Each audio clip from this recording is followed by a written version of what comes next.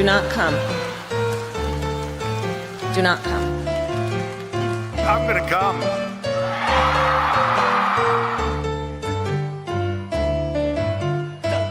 You're a really dull class. We're going to be changing the name of the Gulf of Mexico to the Gulf of America, which has a beautiful ring. Biden crime family. Why, you're getting nervous, man. How dare you? And Corn Pop was a bad dude, and he ran a bunch of bad boys. You're wrong. Puerto Rico. I will never apologize for standing up for an LBT. I intend to resign as party leader. LGBTQ2+ kids' rights.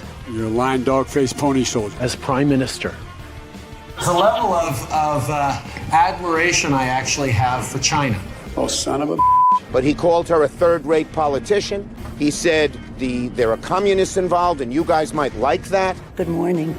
Sunday morning. Shut up, silly woman. America will never be a socialist country. I'm in trouble. America was founded on liberty and independence and not government coercion, domination, and control. To collapse the liberal international order. He is the smartest man I know. You know the thing. It's the Donald! Oh my God! No, but I mean, it's not about, I know. Everybody's always blaming me for everything. Called the wrap-up smear. It's estimated that 200 million people have died, probably by the time I finish this talk. Please clap. Welcome to the world's first Expedition 33 and World War III review stream. Absolute pleasure to have you all here. Let's go and get this knocked out so we can all get back to Expedition 33. ABF, how you doing, buddy? I am doing great. I woke up this morning to Trump telling people they don't know what the F they're doing. It's almost like people who thought this could possibly spiral a little out of control might have been a little bit right. And Trump realized that and was very frustrated. So frustrated he dropped a big ol' F-bomb. He also was talking about N-words yesterday or a couple of days ago. I love that he keeps referring to nuclear as the N-word. We'll talk about it, but I think that it needed to play out for everybody to actually see. What? Dropping an F-bomb or a cluster bomb? Or I mean a bunker buster. No, showing that Israel would actually violate the ceasefire. Well, here's the thing about ceasefires. Have you heard of this place called Ukraine in Russia? We've had some attempted ceasefires there. Have you heard of this place, Israel and Palestine? We've had some ceasefires there. They don't usually go very well. And when you're trying to do the negotiations, it's the time when they go the craziest and they drop their biggest, their heaviest bombs. You don't start dropping the heavy bombs. They started dropping the heavy bombs. You don't start with the heavy bombs. Hayden, how you doing, buddy? Doing okay. Man, the way everything's unfolding, I'm just kind of like, this is what I was worried about, but it hasn't gone as far as I worried about. But we're in this weird like limbo area right now. That's really uncomfortable, and I don't like it. So I was watching Fish Tank, and they brought Bam Margera on and Ricky Berwick on. Wait, today, yeah. I saw that. Yeah, that was interesting. Who the hell's the booking producer? In Fish Tank season 1, there was a text-to-speech that came in from the chat that convinced everybody that Bam Margera was dead. And then every time somebody new would come into the house, they would not confirm or deny if Bam Margera was dead. So for season 4 of Fish Tank, they brought Bam Margera on, and they brought in skate ramps, and he was skateboarding in the house yesterday. And yeah, it's politics is tiring. Yeah, let's Expedition 33. I hear you're in Act 3 now. Yeah. Fine. No, we have to talk about politics. Tomac for 20. Well, Erwin, with you wanting Jesus Christ, yeah. Well, Erwin, with you wanting to storm with a gun, you may want to look up the character Absalom from One Piece and how he uses guns. He straps them to the bottom of his forearm. Is that as weird as it gets? Or ABF, what do you think of this technique here? I mean, usually that's like a Assassin's Creed hidden thing in the sleeve. That's just outside, so I don't know what the point of that is. Bring a hidden blade to a hidden gunfight. That's all I'm saying. He can punch somebody and shoot at the same time. So, it's a tactic. Yeah, I know. Gun kata, or have you seen Ballerina? She does this genius move where she tapes a chef's knife to the bottom of a handgun. It's great.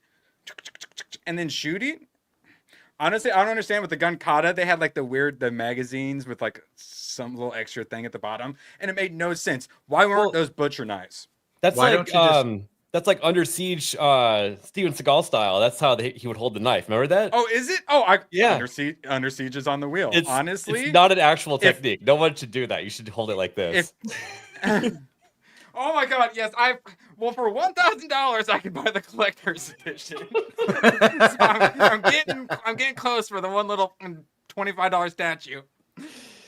Yes, I wondered. I blamed ABF and his no pre-order rule for why I don't have a collector's edition for my favorite game ever. I wouldn't have gotten it anyways, obviously, even though I was interested in the game beforehand quite a bit. And then we looked it up, and there's like no good way to get it. No one's selling it yet because everyone loves it, and it's probably their most like cherished item now. So, like now there's something I want, and I can't have it. It's like Epic Mike and his freaking Nintendo coin that he has. It's like, oh, it's one of a kind. It's the greatest thing ever. That's how everybody is with their Clair Obscure statues. Jealous AIDS. Everyone has AIDS. My grandma and my dog go blue. AIDS. All right, I feel a little bit better now. Now, how about a smooch, huh? I'm not feeling the best, but I'm getting there. Let's try this.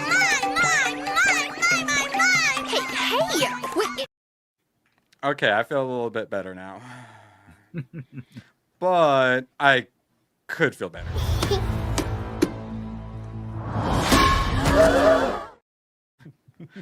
Good news. Currently, the HBF is in remission. Jake did a little test in the water earlier. And Tomac dropping back in here, preventing us from having to go talk about World War III. Absalom can also turn anything he touches invisible. So when he shoots people, it's like a force punch. I don't know how those two things correlate. Yeah. Yeah, some of the I mean, I guess it makes the weird bullet powers. Invisible, but then he's just shooting somebody. So they die invisibly on the ground. Well, but he's shooting presumably cannonballs. A force punch? I mean, I don't know. Cannonball-esque for sure. I don't think that's a 9mm. I don't watch One Piece. I have no fucking idea. Well, thank you, Tomac. Pleasure to have you here on the politics stream. You feel free to keep derailing us to talk about anime and other stuff. Praise God. Let's get. Thank you, Jake. He knows the one I love too. Come on, guys. Woot, woot. Do it, Hayden. Come on, Hayden. I'm you can do trying. God damn it. Yeah, it would cost $2,000 for him to pay someone to get a feature. Yeah, to have arms, it would cost me thousands. I say 500 for a thumbs up. Shout out Cornboy. Appreciate you. And actually, the Cornboy political stream clip is appropriate. So, Trump, love him, hate him. Iran, do you want to bomb it? Do you love war as much as Mark Levin? We're going to dig right into it because the MAGA camp is quite split. Hayden was very passionately sharing his mind on Twitter. Hell, the tweet I have from you pulled up's got like 10K impressions on it. Yeah, I muted it and stopped paying attention. I was going to ask, how was the blowback on that? It was, I spent the first like 3 hours responding to most people. And then the next morning, whenever I woke up, I was like, mute this conversation. And I have not looked at it since.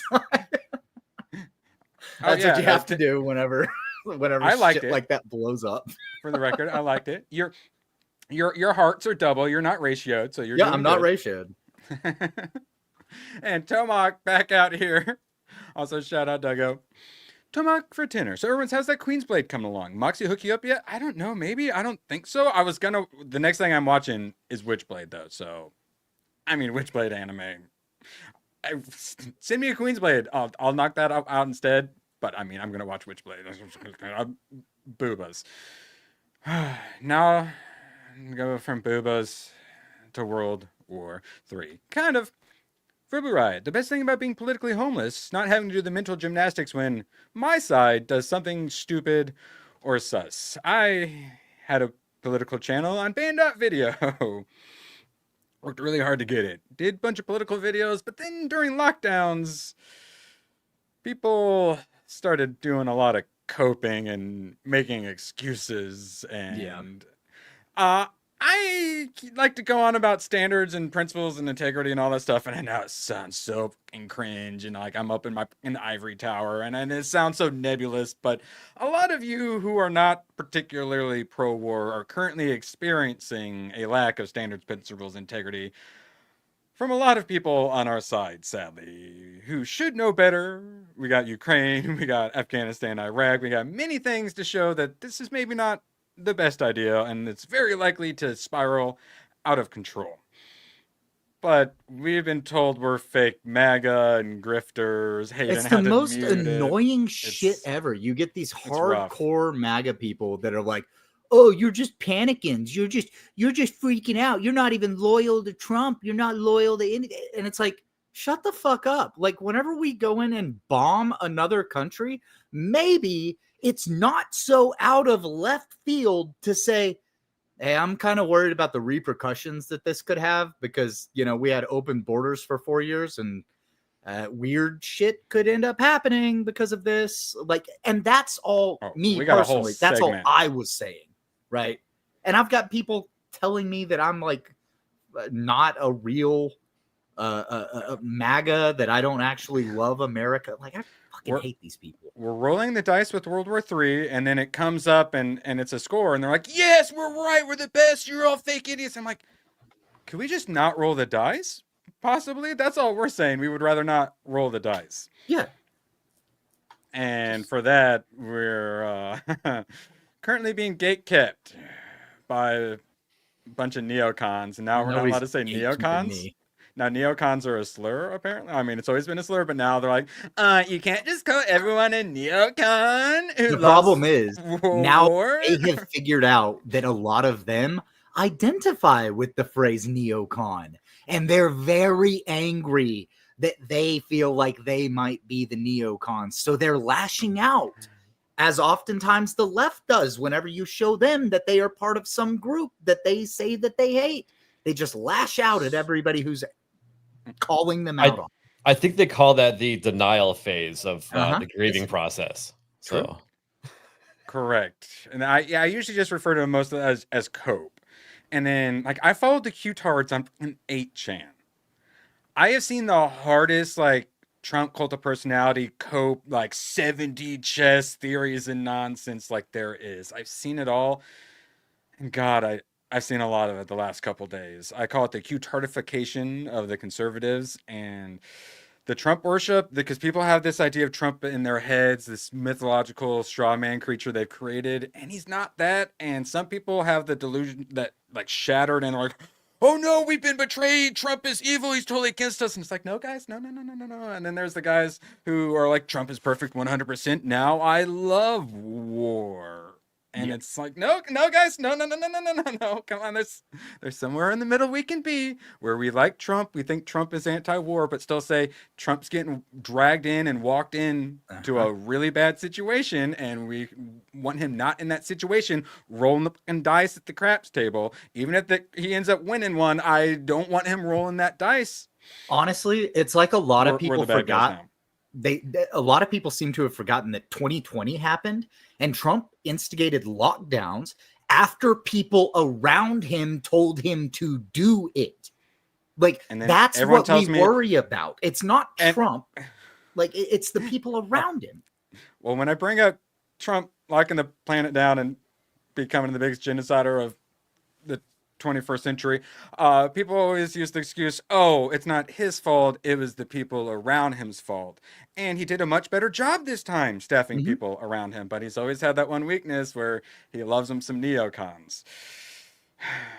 And they immediately, in the first 6 months, have already exploited that to drag him in. Oh, Trump, it's just about the nuclear program, bro. Oh, it's gonna be over in 12 days, bro. Just come on in. Oh, you don't want that? You want to negotiate? Oh, too bad. We already started launching missiles, and now you have to join in. So, a lot of us have seen this playbook. I've seen this script. I'm getting so many like 2001, 2002 vibes. It's unbelievable. I expected MAGA to go very like full QAnon, but I never expected them to go full neocon. And this is not Trump's like Soleimani strike. This is not Trump's no new wars promise. This is him, I would argue, breaking some promises. It's not a war. It's not a war. I'll say this. I do think promise broken. I absolutely think at this point that Trump viewed this as something similar to the Soleimani strike, but with bunker busters and regime change. Well, I don't think Trump I don't know if he was trying to go for regime change. I think what it was. Let me pull up his truth. Yeah, go ahead. Well, I think what Trump was trying to do was he was trying to take the casus belli off the table, right? Because the casus belli, or the cause for war, was Israel was saying Iran had nukes, and Trump was attempting to take the casus belli off of the table by getting rid of that. Boom, we do a strike. Boom, now you have no cause for war. Everybody shut up. I think that was what he was trying to do. But as we saw with his statement this morning after Israel, it's not going how he thought it would. Yeah, it's not going the way he thought it was. So again, I don't think someone knew that would happen. I am just saying, I don't think that Carlson tried to warn him. If only Thomas Massey had tried to stop him. Lots of people did, but I don't think that Trump saw that. Almost saved him from doing it. And apparently a lot of people around him told him not to, including J.D. Vance, Mark Levin. Those are rumors. True. Pete Hegseth said that he had no idea this was going to happen as well. Yeah, basically nobody knew it was going to happen. It was quiet. The amount of wartime propaganda that is being spewed at me from people I like pisses me off so much. I do not take being lied to very well. And they are full-blown doing wartime propaganda at me, whether it's our side, it's not much better than the other side doing it. It's war propaganda. I don't like being lied to. Stop it. ABF, looked like you had a thought on that? Well, to go back to our earlier discussion about, I made all over. I made a post today about how basically I saw this playing out in my head. I got a haircut last Friday, and my barber was talking about it. He's a Jewish guy, Middle Eastern, from Israel, and he was like, "How's this going to play out?" I'm like, "I think that Trump's going to drop bombs hard and heavy on Iran for like one day," and it played out exactly like that. Oh, now you weren't here last week, right? Yeah, right, no, we talked about the bunker busters and the facilities. Yeah, and I actually could, see that after today, Israel ignoring the ceasefire, how it's going to play out. And I think that people are starting to turn on the Israeli can do no harm stuff. And the way it's playing out in my head now is that both sides are looking really bad, and it's actually going to cause them to come to the negotiating table because of loss of support for any side. I think that, I get it. I didn't want the bombs to be dropped either, but they did. So we have to move forward from that. Mm-hmm. And from those bombs being dropped, I think that it actually forced a lot of hands, and now all the cards are showing on the table. And I think that it actually may come to peace. I hope you're right. That's the hopeful side of me, I guess. I got some bad news for you. I have a lot of text tonight. Peace isn't the right word, probably. I'm saying they're probably not going to shoot rockets or missiles at each other for the next year, maybe two. Well, to be fair, the way that it was actually stated in the ceasefire agreement was this side is going to stop at this time, this side is going to stop at this time, and with those stipulations put in place, Israel decided to drop all of their fucking missiles at once, which was a terrible move. We will get to it. Israel's plan is, okay, we're done with Iran. Now we're moving back to Palestine. So essentially, Trump gave them the green flag to just do whatever they want with Gaza. So Trump's whole let's like destroy all of Gaza and turn it into a theme park. That's the next phase of this. Yeah, and I don't care about Gaza and the Palestinian people either, and I hope that we don't get involved with that either. Well, I mean, good luck with that. And we'll be discussing this. Like my Twitter post says, the reason why we're even helping them out so much is because they're an ally, and I don't think that we should be allies with them anymore because it's pulling us in certain directions, in certain directions that we shouldn't be. Correct, which is why not playing the game is the only way to win. Yep. Well, like I said in my post, I don't give a shit about the sandbox. Sorry for anybody who's there. Like I don't care. I don't want to be involved. Hayden, you voted for no new wars. I'm told by like Valiant Renegade, he loves this stuff. I'm told that this is exactly what you guys voted for. No. Hayden, you said you voted for no new wars. This is not what you voted for? It's so my position has changed only ever so slightly, and I've already said that. It's that I don't think Trump really had anything to do with it. I think he had good intentions of taking the Cassius Belli off the table. Well, it's the bunker busters. You ask why couldn't Israel handle it? It's because they need our bunker busters. Right, exactly. And over the weekend, seeing what happened, I'm like, okay, so we got involved. We took out the Cassius Belli for war. We worried about retaliation. They decided to forewarn us that they were going to launch some missiles toward an abandoned area, and we were like, okay, go ahead and do it. We let them do it. Intercepted the missiles that were going toward the base, and then let the other one happen. Like, it's okay. If everybody's got a posture and everybody's going to do something, and we take the Cassius Belli off the table, okay. And I think that's what Trump was trying to do, but it's clearly not going the way that he wanted it to go, and that's what I was worried about. That's why at the end of that tweet that I put out, I said, if this turns into a larger action, it is a betrayal. Yeah, it's playing the game. He can roll eventually. And that's the thing is he rolled once. So now he's going to have to keep rolling. We're in a mobster situation. He took the job at the mob, or he took, the mob's money or whatever. So even if he wants to get out, it ain't happening. There's only one way out, and that's assassination attempt number 3.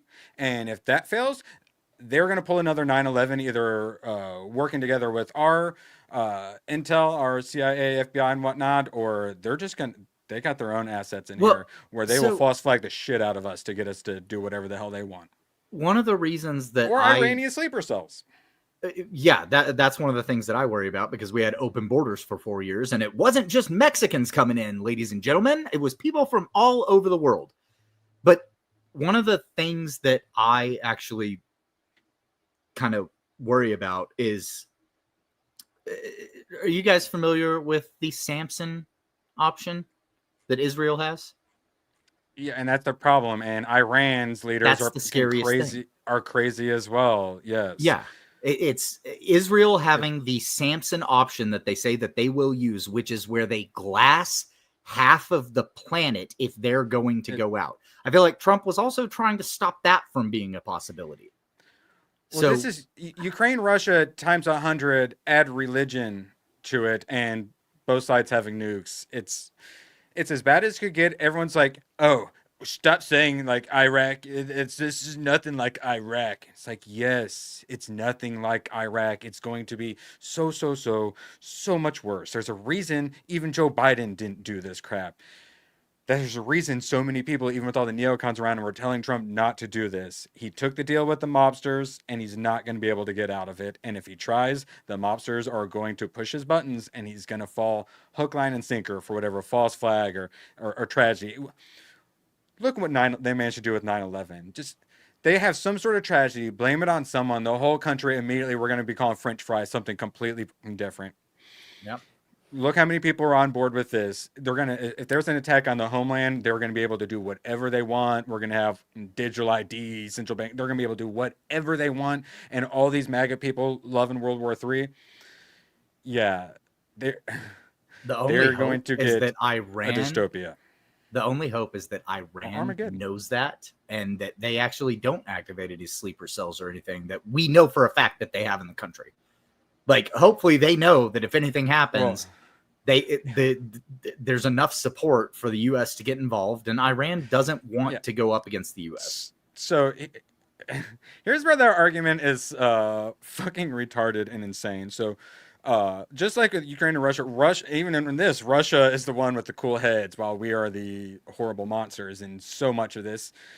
So we are expecting Iran to have a cool head, but also at the same time, the reason we had to attack them is because they don't have cool heads. So what the Fox News viewer is being told that Iran launched a careful, measured retaliatory attack to save face domestically, seemingly in order to not escalate a war with the U.S., but also that they are insane maniacs who would use a nuke immediately after obtaining it.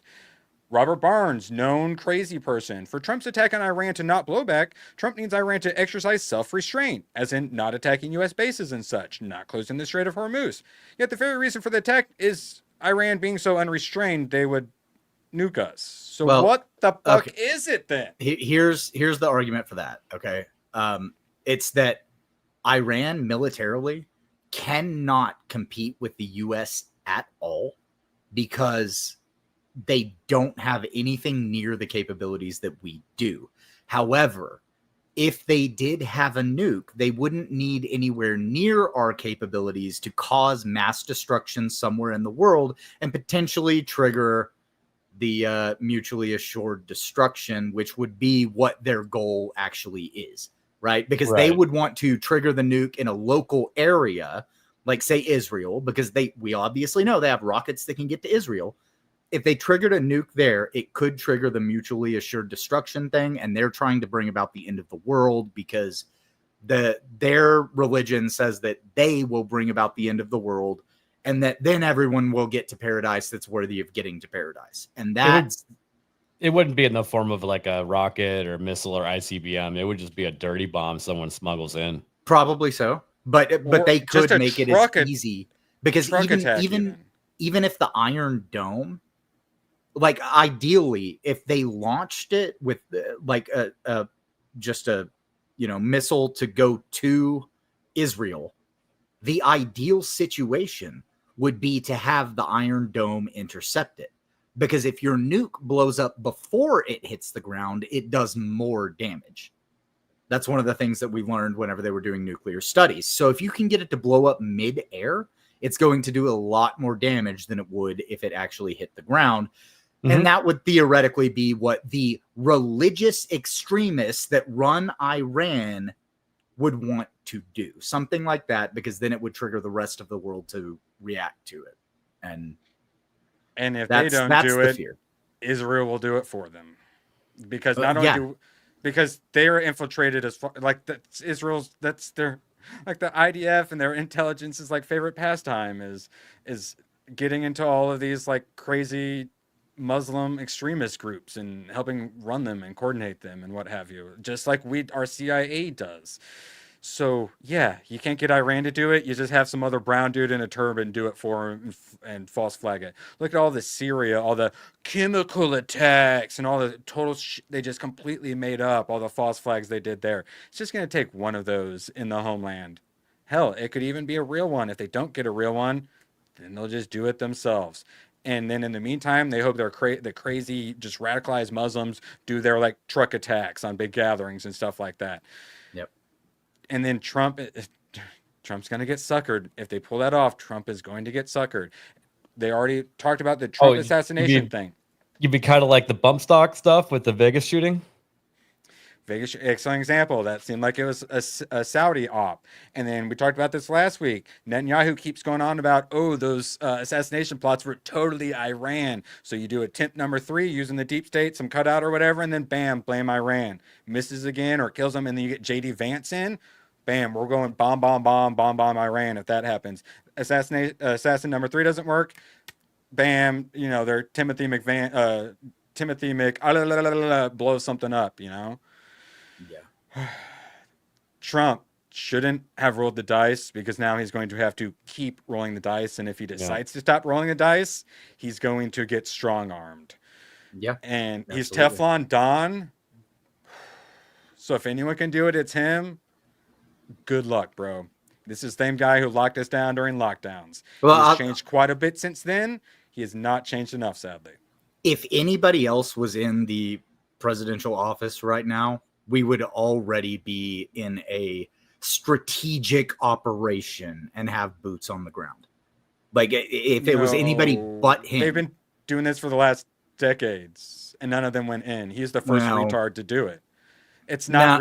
No. We are not in a better position. No. This wouldn't be happening. Because if you're bringing in this wouldn't be happening. The entire and everybody likes to say decades. It's not decades. This is a centuries old conflict that we're talking about. No, we're talking about Bibi trying to do his regime change. No, because the thing between the Jews and everybody else in the Middle East has been going on for centuries. What I'm saying is that if it had been anybody else after we did the bunker busters over there to presumably wipe out their nuclear program. If it were someone else, we wouldn't have done bunker busters. Even Biden was against that crap. He knew that shit would escalate. Same with Ukraine. He did for a long time, didn't give them stuff because he understood how the shit escalates. Their entire fucking the way that they've been trying to handle the Iran situation is giving them trillions of dollars on pallets since 2012. Yeah, I was going to say Obama gave a bunch of cash, and seems like Trump didn't want to take that every route. Time and he Trump wanted to drop bombs on him instead. He freezes their bank accounts and then drops a bomb on them and tells them to shut the fuck up. Cope. And that's worked. Hard cope right there. You guys, you got to stop with the fucking cope. Yeah, standard, don't principles, cope with it. Integrity. He fucked up. You can admit it. It's okay.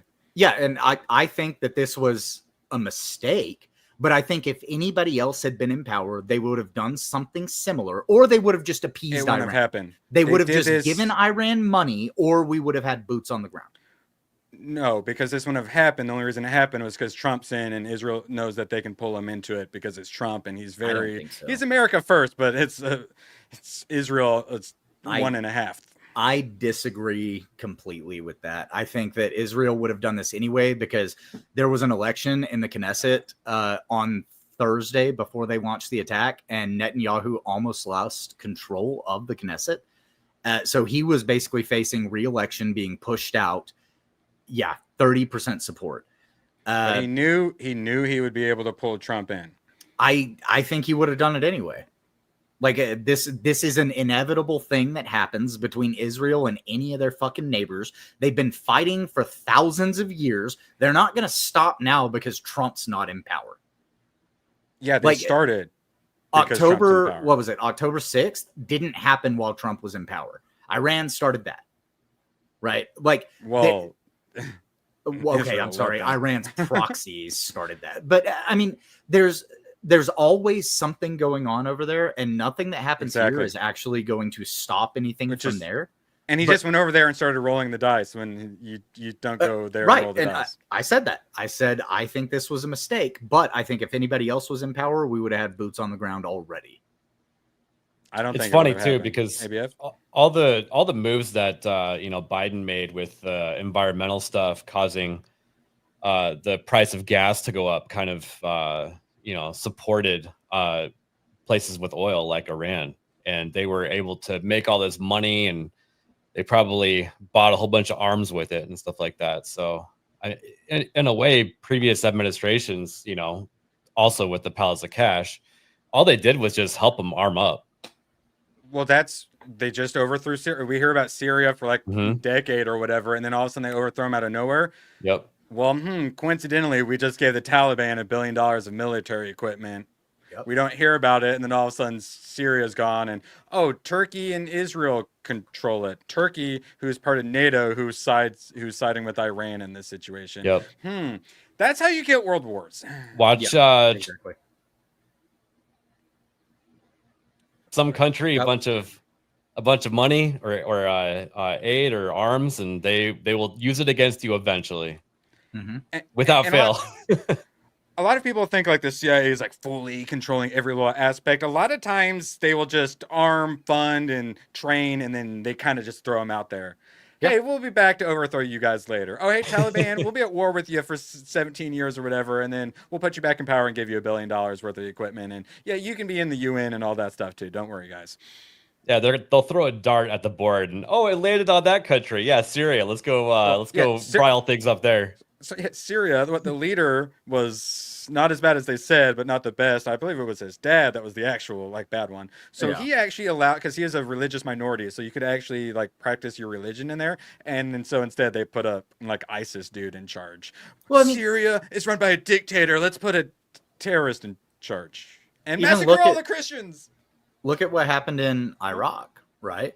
Because in Iraq, Saddam Hussein was actually like the people that he was being super violent against were the people who ended up fighting us in Iraq after we took care of him.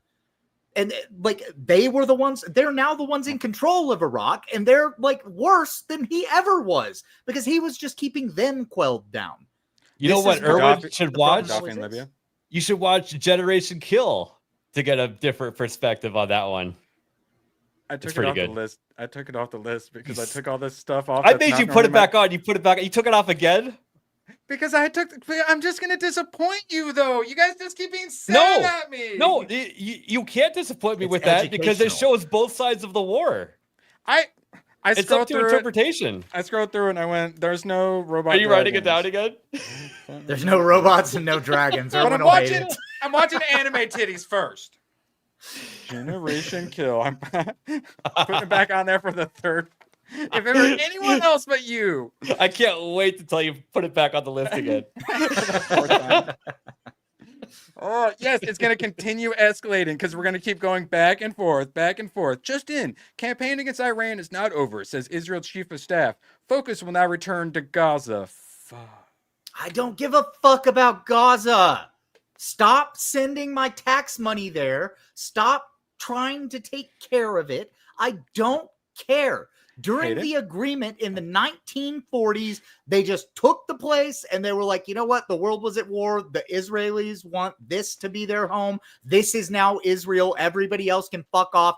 I don't care about anything else. Probably had a role as well on some things and some arming. I don't care. It's Israel. So, Palestine doesn't exist.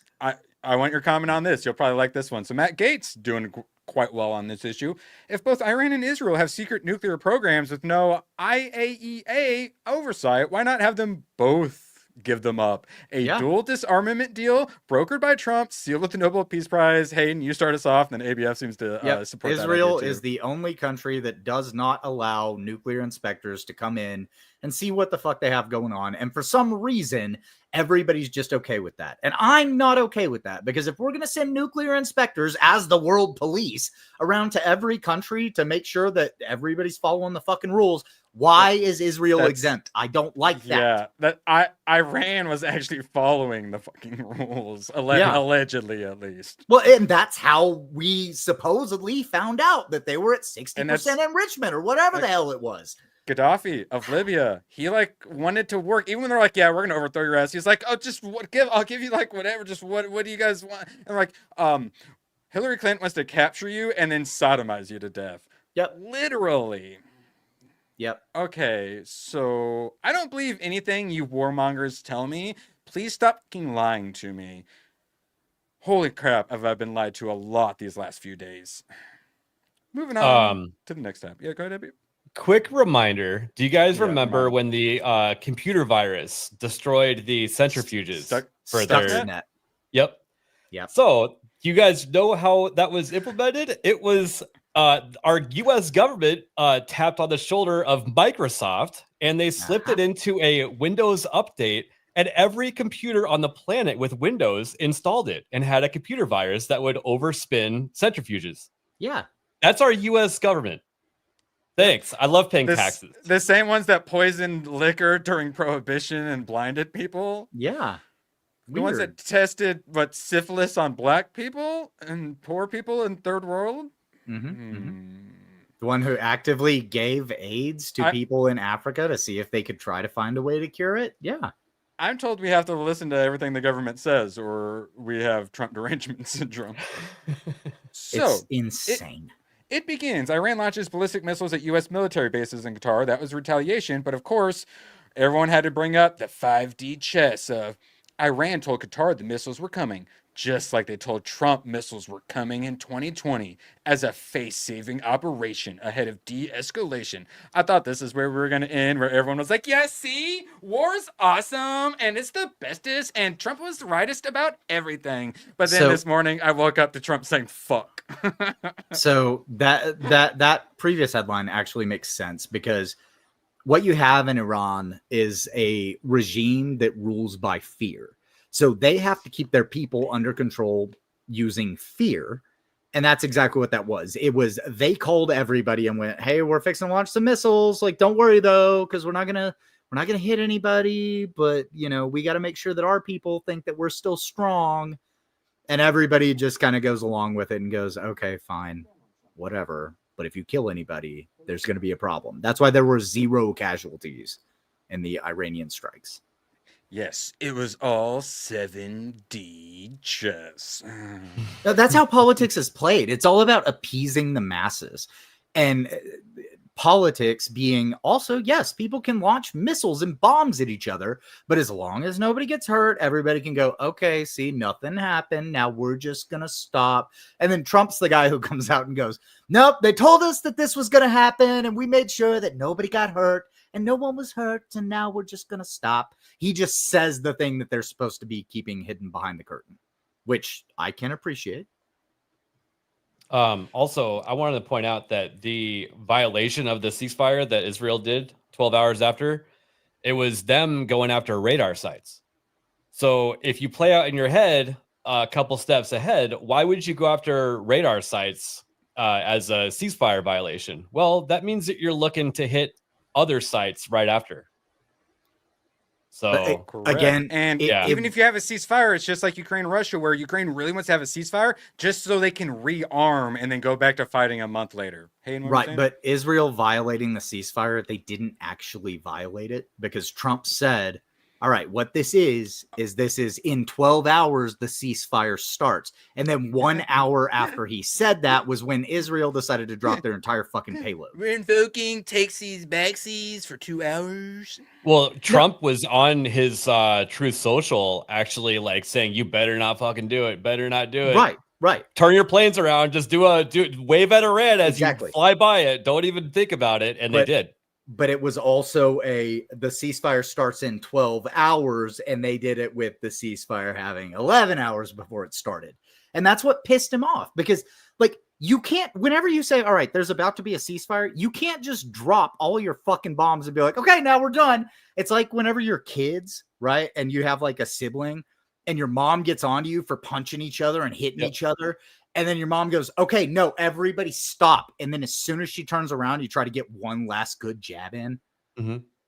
No, this is Trump pulling the car over saying, what the fuck? You guys aren't going to stop fighting, are you? So...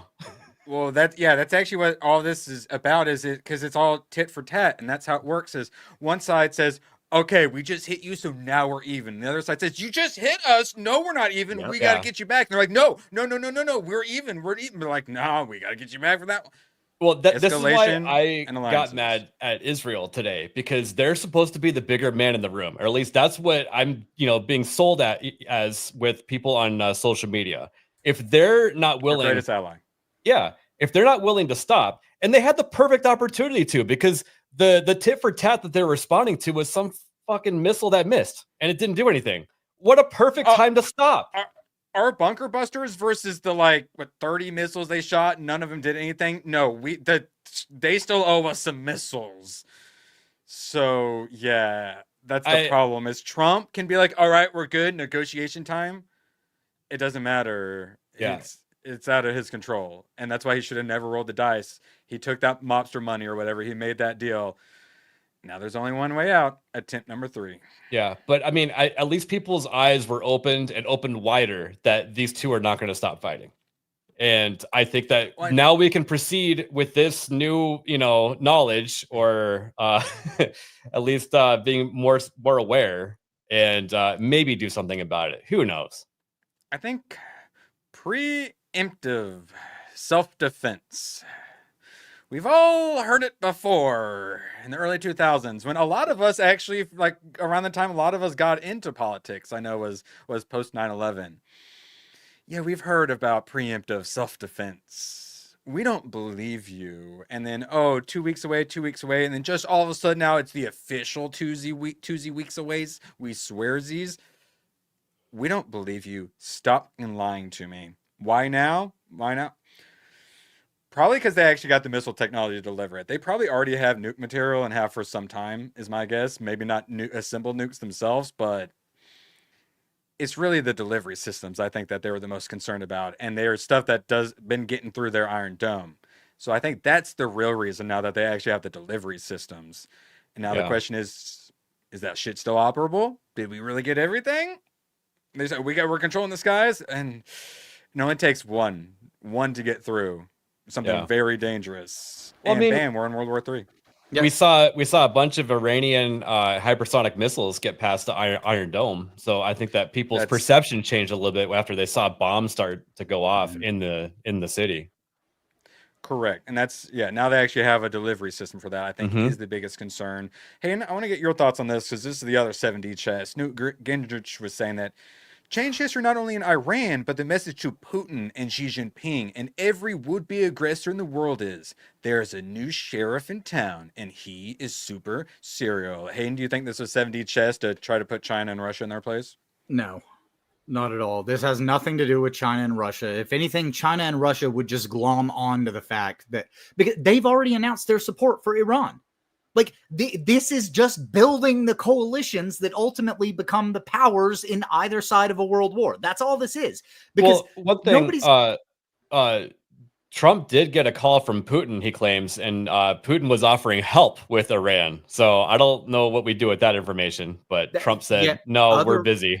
Other reports were saying that Iran was being backed by Russia. So like there's mixed reports all over the place. Nobody knows what the fuck's going on. Well, Russia's definitely selling arms to them, but they sell arms to everybody. That doesn't mean that they support them, though.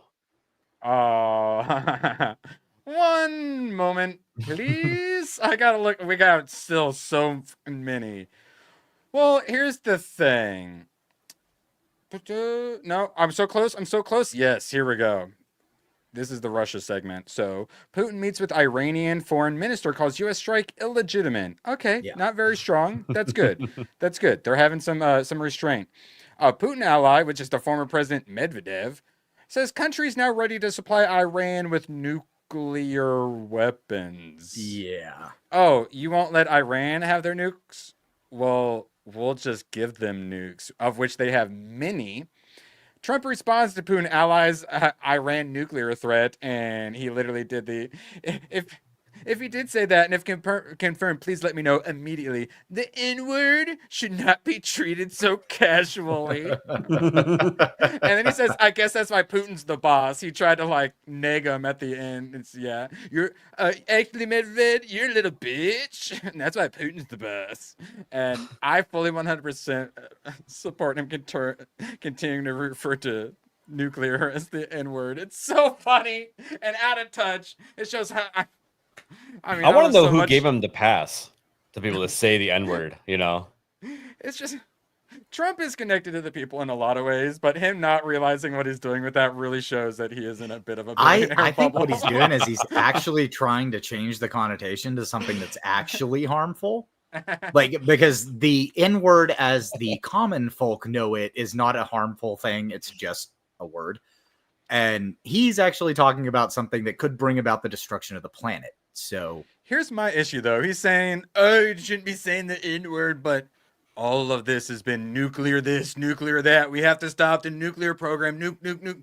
So all of the pro doing this stuff, the propaganda is all nuke this, nuke that, but then he's like, "Oh, did you just casually drop the N-bomb?" No, he's not doing that. He's not doing the did you casually drop it? He's like the N-word. I don't like to say it because that's actually a dangerous should not be treated so casually. option. That's what he said, though. Yeah, I actually don't think he's talking about the other N-word at all. I think that's not even in his mind. He's just no. That's why he's not, and that's what I'm saying. It's so clearly that it just shows he's definitely in a bubble. He does not realize the other N-word should be free use. I don't care. Everybody should be able to say it. It's just a fucking word. Okay, I know, but that's. We're talking enough about the juice today, Hayden. Can we not discuss the N-word, please? Mods? Just say words are not violence. Nuclear response is violence. Oh, he said the N-word. I said it. Mods, please time him out. Okay, so remember how Bush used to say the N-word? Nuclear peninsula? Nuclear. The good old times. Oh, God. They don't back when you had to teach people how to say it. They don't know what the fuck they're doing. Okay, Hayden, this is one you'll be concerned about. 1,500 Iranian nationals apprehended by Border Patrol during Biden admin. That's just the ones they know of. Yep. Well, Tom Homan saying the same thing. The last 4 years, my biggest concern was this open border, biggest national security vulnerability this country has ever seen. Border Patrol commissioner also says sleeper cells in U.S., the threat has never been higher. Trump slams Biden for letting Iranian supercell terrorists into U.S. Even Trump is saying, oh, wait, this is a problem. So it's not just as evil anti-Trumpers saying it.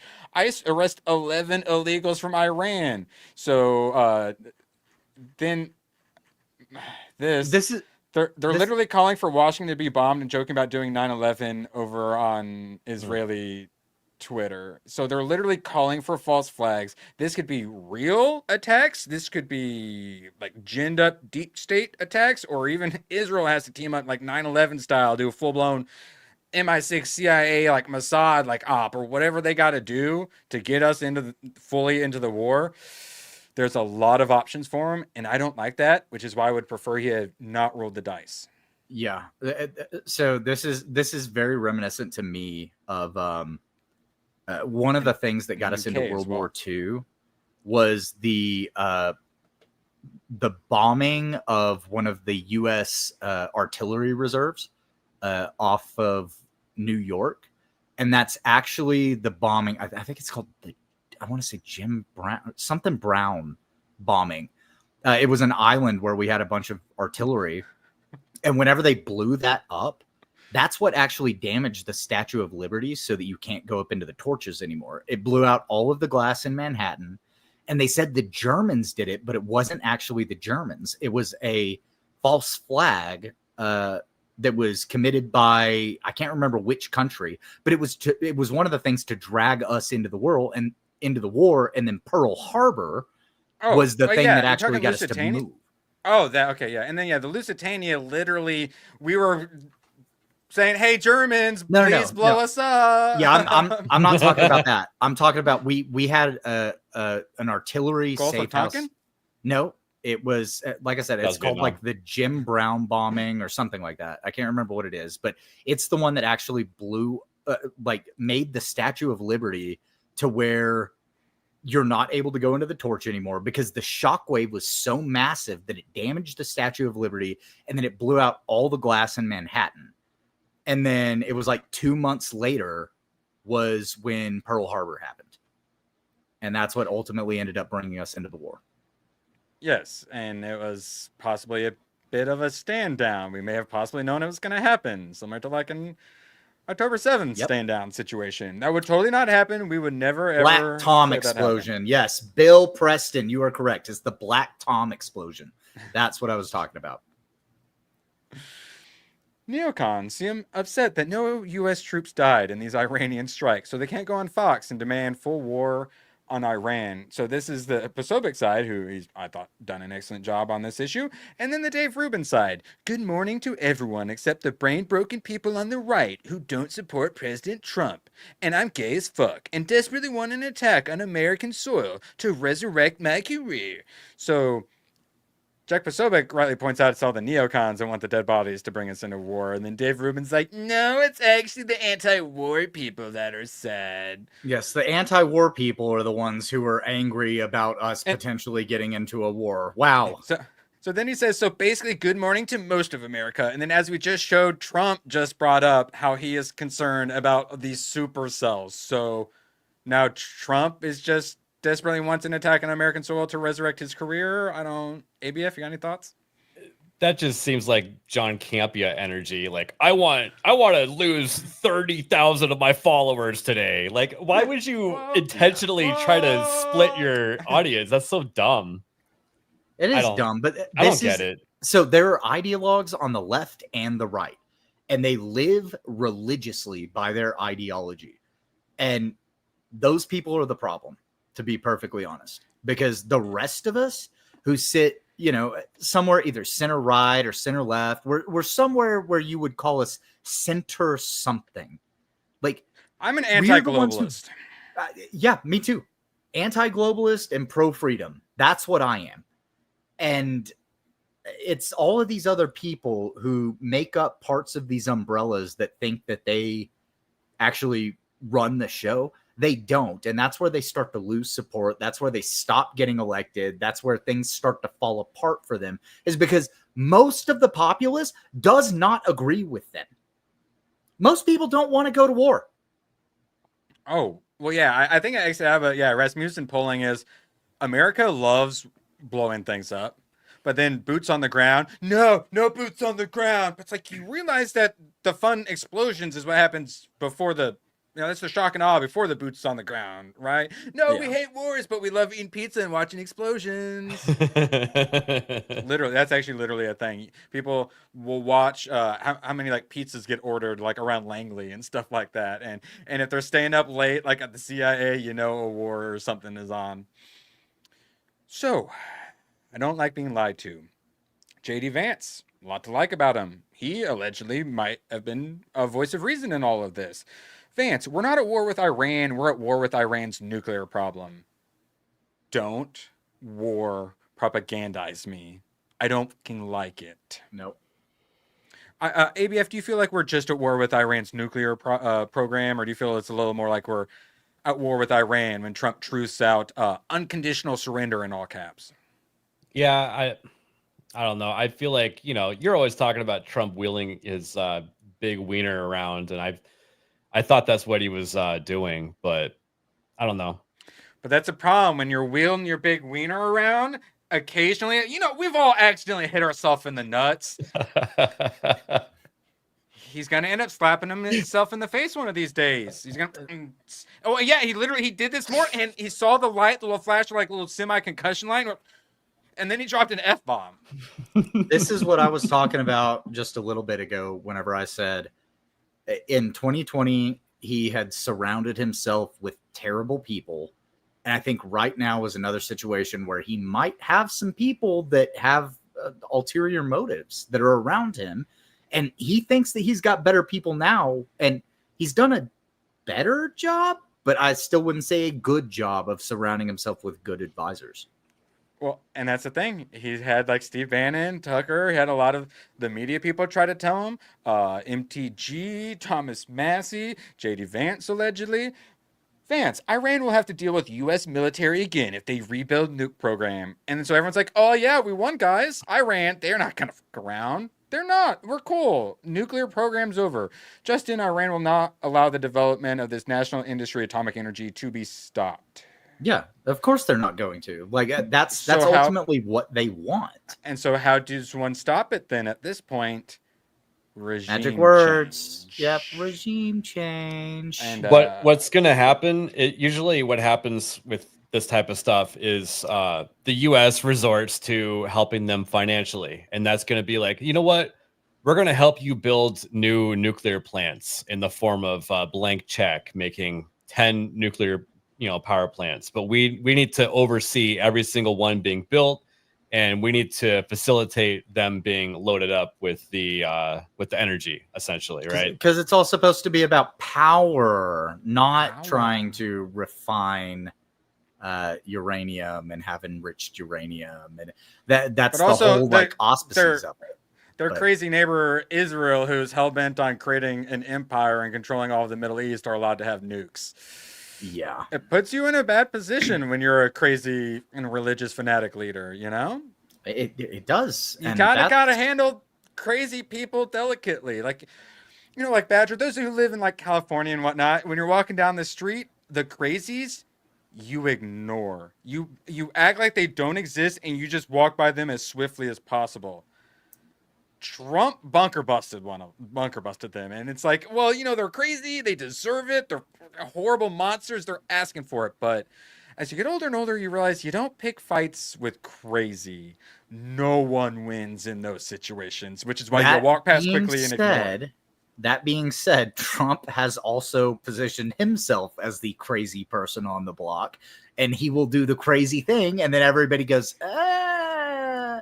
And I think that's what he was going for this time, that's great. And it just didn't work out because our ally. So one of the fentanyl addicts bite him, and he gets hepatitis.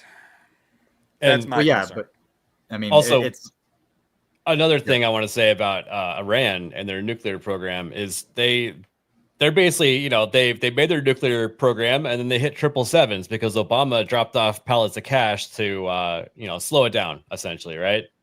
Yeah. Well, it got blown up this time. They didn't roll 777s, but maybe they're going to rebuild it for the next president that will pay them cash. So wait, you're hoping for like a color revolution regime change? No, I'm not hoping for anything. I'm not hoping for anything. I'm just saying their mentality is to keep that nuclear program going, not only for their energy, but because they're getting paid every once in a while for having it and taking it too far. And it's an incentive on their part. It's their big stick against the bully in the neighborhood too. I hope that Iran has not a color revolution, but an actual uprising from the bottom up.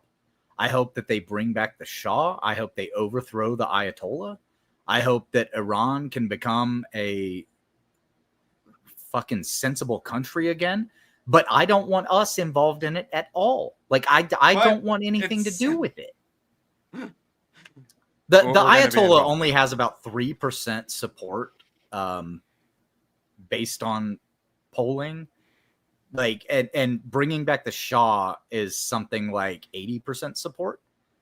And then there's a couple other things that like people that want a better democracy and things like that. But for the most part, that's Neocon talk. No. These fucking savages are not capable of democracy, Hayden. Yeah, I don't think so. I wish they were, but they're not capable of it. I don't think they are either, but I think almost anything is better than the Ayatollah. The Ayatollah having a religious leader over this country. You got a contract to rebuild Iran or something? No. Like I said, I don't want to be involved in it at all. I hope that the people are able to bring it back to the, what it used to be back in the 60s, right? I hope people keep saying that, but I don't think it was as nice as they say it was. There were parts of it that were, but like, sure, it was, the major cities, but I mean, everything's if anyone, the Persians are capable of some civilization.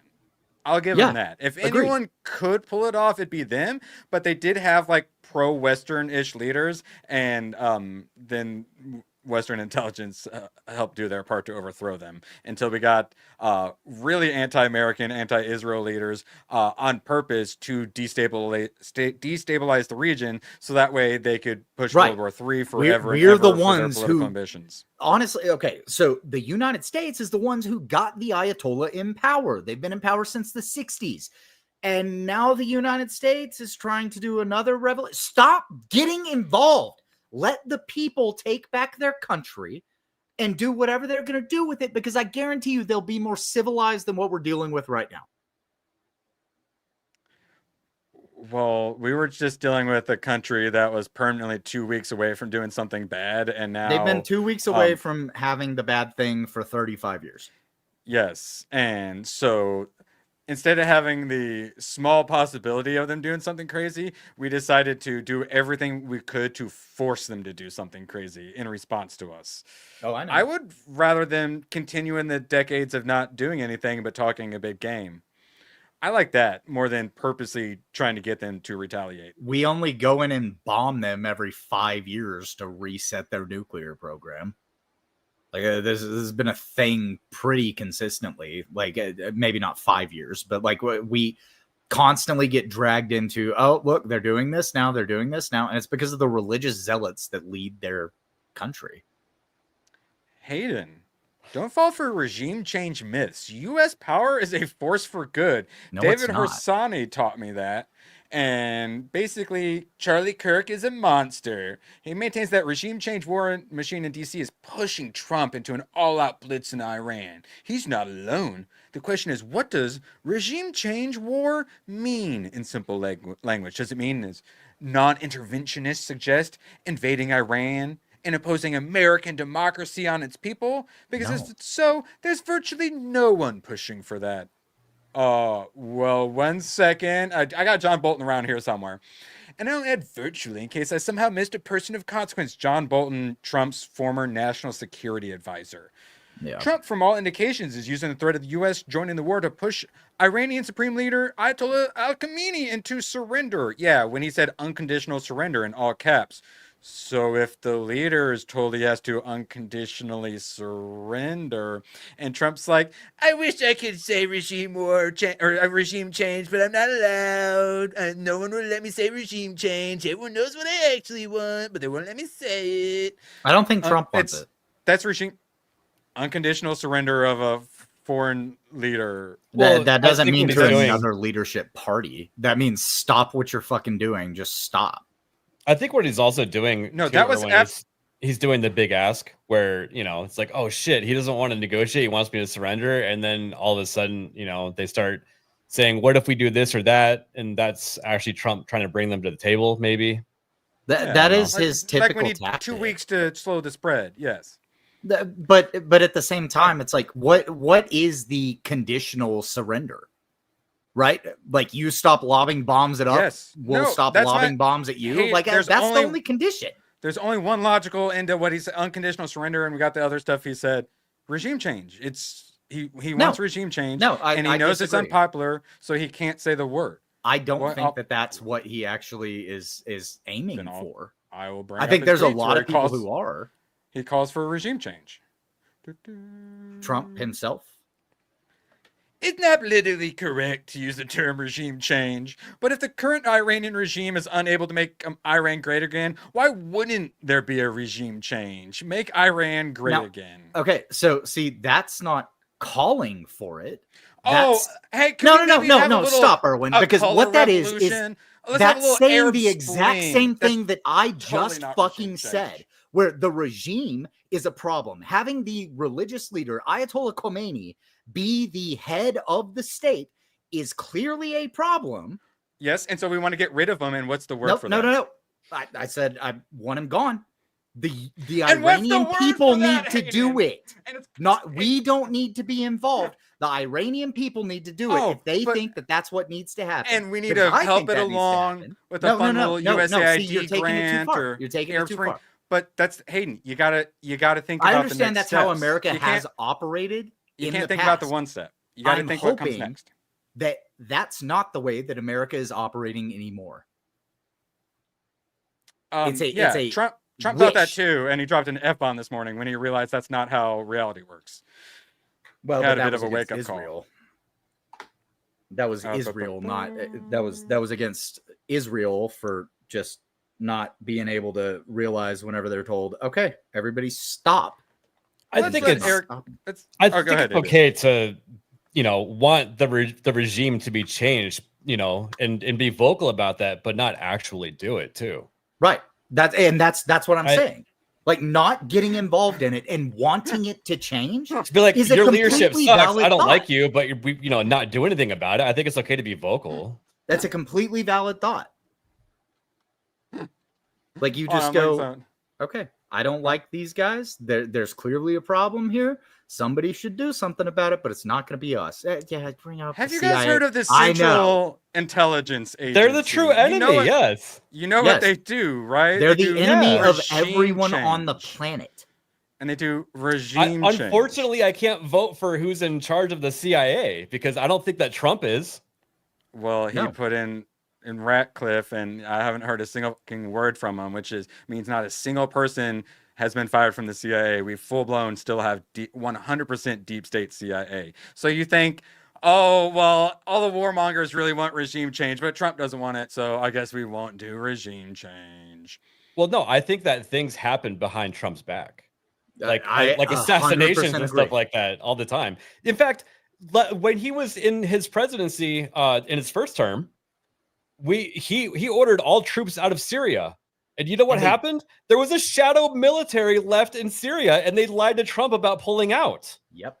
I think that stuff happens behind his back, and he has no control over it. They left 2,300 troops in and that's why he shouldn't roll the fucking dice, because now he's got mobsters. No, agreed, but you can't does. keep jumping back to that whenever we agree with you on that and we disagree with you on something else. Like, no, I just want him to stop rolling the dice because it's not going to work out, and he's calling for agree regime with change. But you guys just refuse to call it what it is. Eric Jalak does. We're not. This is how it evolves, and no one wants to ever admit they fucked up. They want to evolve to the next scope. We're not getting involved, bros. Don't believe the fake news, you panicking. Well, we actually should get involved, and that's a good thing. They have nukes. Okay, so we just bombed Iran. There's only one checkbox left, fellas. Regime change. I don't want it. I don't support it. It doesn't fucking matter. That's the next step. You can also say that you want regime change in Iran and then not support getting involved with it, not support the bombing, not support any of this other shit that's happening. Yes, until there's attempt number 3 and they blame Iran, or something blows up here and they blame Iran, and then they're going to have him immediately, and he's going to do whatever they want. Okay, and this is why my alternative position, going to the direction that you're saying, Erwin, is either don't get involved or turn the whole fucking place into glass. That's not a very viable option. So Trump says those are the two options. So on regime change, no. If there was, but no, I don't want it. I'd like to see everything calm down as quickly as possible. Regime change takes chaos, and ideally, we don't want to see so much chaos. So we'll see how it goes. They're going to do regime change through a color revolution or something along those lines, or they're going to blow something up, or attempt number 3, and regime change is a bad word. Actually, I like regime change now. We're not doing regime change. We're just getting rid of the Ayatollah. It's going to be cope, copity, cope. And if you fall for the one cope, you'll fall for the rest of the cope. We know where the Ayatollah is at all times. We know where his successors are at all times. We know where their entire heads of state are at all times. We could just take them all out in an afternoon. I don't want that. You're either anti-war or like the biggest neocon ever. Yeah, absolutely. It's like, because if somebody's going to argue with me against me saying, okay, no, I don't like the regime, and you going, okay, well, that means we get involved. If you're going to take that stance, then I'm going to go, okay, then kill all of them. Yeah, I don't like the current regime, but I don't want us to do anything about it. I don't either. Trump has also said that he knows exactly where all these people are. He keeps saying that, and that he could drop bombs on them, but he doesn't want a Iraq situation to happen where a bunch of idiots are his son's plane gets blown up and blamed on Iran, and then he's going to be fully in support of it. I'm in the exact same position where I don't like the leadership in Iran. I think Iran could be a much better country if they brought back the Shah, if they brought back some other form of government, because having a religious leadership like the Ayatollah, who is they want to bring about the end of the world. Like, that's literally what they want to do. So does Netanyahu, yes. Yeah. And the only way to win with these crazies is not to play. You know what? Maybe we should get involved. Maybe we should buy $100,000 worth of goats and drop them off so that they'll leave the ports alone, so that the shipping can They just would also continue. leave the women alone. Yeah. I support giving them $100,000 worth of goats. How's that? So we're not going to call it regime change. We're going to call it getting rid of the Ayatollah. Sounds lovely. So what happens the day after in Iran? Are we greeted as liberators? No. Does a Jeffersonian republic emerge? Will they sign the Abraham Accords, or more refugees, sectarian violence, civil war, and terrorism? You can promise me all the democracy bullshit, fluffy war propaganda words you want. We all know it's refugees, sectarian violence, civil war, and terrorism. I know because we lived through the 2000s. Yep. So, yeah, I don't like regime change. You know who thinks regime change would be a great idea? Sorry, not regime change. Overthrowing their leaders.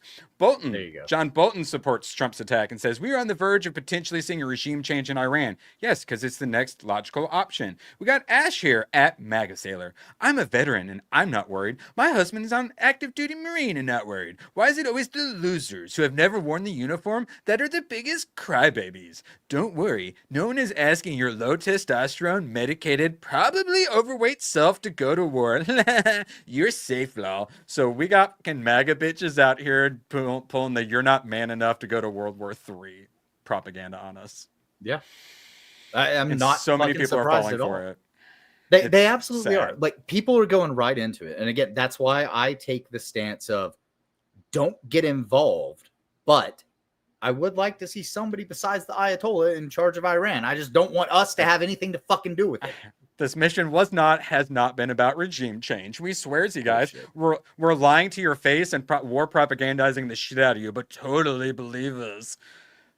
Matt Gaetz. I sincerely think it was about the nuclear program for Trump, because yeah, he's a boomer neocon and he's not sophisticated enough to understand what's actually going on. I think it's about regime change for Israel, 1000%, and they're pulling him into it regardless. So it doesn't matter if he doesn't want regime change. That's what's happening.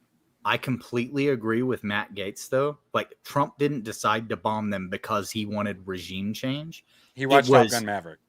He would like to see the regime changed. He wasn't trying to get involved in that. But Israel definitely wants that. 100%, which is why that's what's going to happen. And if Trump says, nah, that's cool, then Israel's just going to fund the color revolution. That's a big if. And Israel wouldn't fund it. America would fund it. Yeah, exactly. USAID, which we cannot manage to end because all the federal judges say, nah, you can't do that. Sorry. For those that don't know, they literally did Top Gun Maverick. We were living through it, and it's war. The reason why Top Gun did so well is because you have the people that are like, oh, cool. This is like a non-political movie where it's like a fictional antagonist, right? And then you have the neocons and the Democrats that love war, and they're like, "Oh, this is totally X, Y, or Z country that I think that the U.S. should go to war with." Oh, wait! So it actually tickles both sides of the brain. Oh, we played a video last week that we desperately need to play again for all the warmongers. And General Butler. Yeah, it talks about the 7 countries that we need to invade. Yeah, if you look up where Top Gun Maverick could possibly be, it's a fictional place, and there's no such thing as a mountain like that on the coast. So, yeah. Yeah, it's 100% Iran, yeah. All right, I'm going to throw this in private chat, ABF. It's the plan to invade 7 countries, ending with Iran. So, I get it. Everyone just, oh, well, yeah, Afghanistan and Iraq was terrible. Everyone knows that, but do you guys remember? Do you remember, like, when the Dixie Chicks were like, maybe war is bad, and like, you're all canceled, and then France was like, maybe we shouldn't get into this war, and then we called them freedom fries instead of French fries. It's so easy to be all against the wars afterwards, and when you're not getting hit hard with the propaganda. That's the whole standards, principles, and integrity. You got to have the integrity to stick to your principles, and you got to have the integrity to hold your people up to the standards. standards, principles, integrity, so much of it has just gone out the window, and so many people refusing to scratch the surface and think about, well, what comes next? Regime change means more migrants for the West. Even if this goes perfectly, our image is going to be terrible, and we're going to have all of the refugees. There's going to be so many. So even if we don't have full-blown Z's World War III, there's still going to be so much fallout from this, and the escalation is going to continue forever. I'll say this: I don't give a fuck about our image. I don't want any of our troops or any American citizen to be harmed by anything. Well, then That's our what I image care needs about. to be good, because otherwise they do terror attacks. In Well, America. no, because we're able to very quickly quell those things and shut them down. But like our image, like I mean, it's like, okay, our image is get involved, don't get involved. I don't want us involved, but like, man, I don't know. It's very much a situation of like, we don't need to be involved, but we can also say who the bad guy is clearly. Like, you can say who's the bad person and then say, we're not getting involved. These people are fucking terrible though. And this has to change on the world stage before anything starts to be okay. And we've had these popular Islamic uprisings. It was called the Arab Spring, carried out by the CIA and with Samantha Powers and all the Obama people. So you can have this popular Iranian uprising of the people. You're not getting So which someone is it? better. Do you care about the image, or do you care about whether people like American citizens get harmed or not?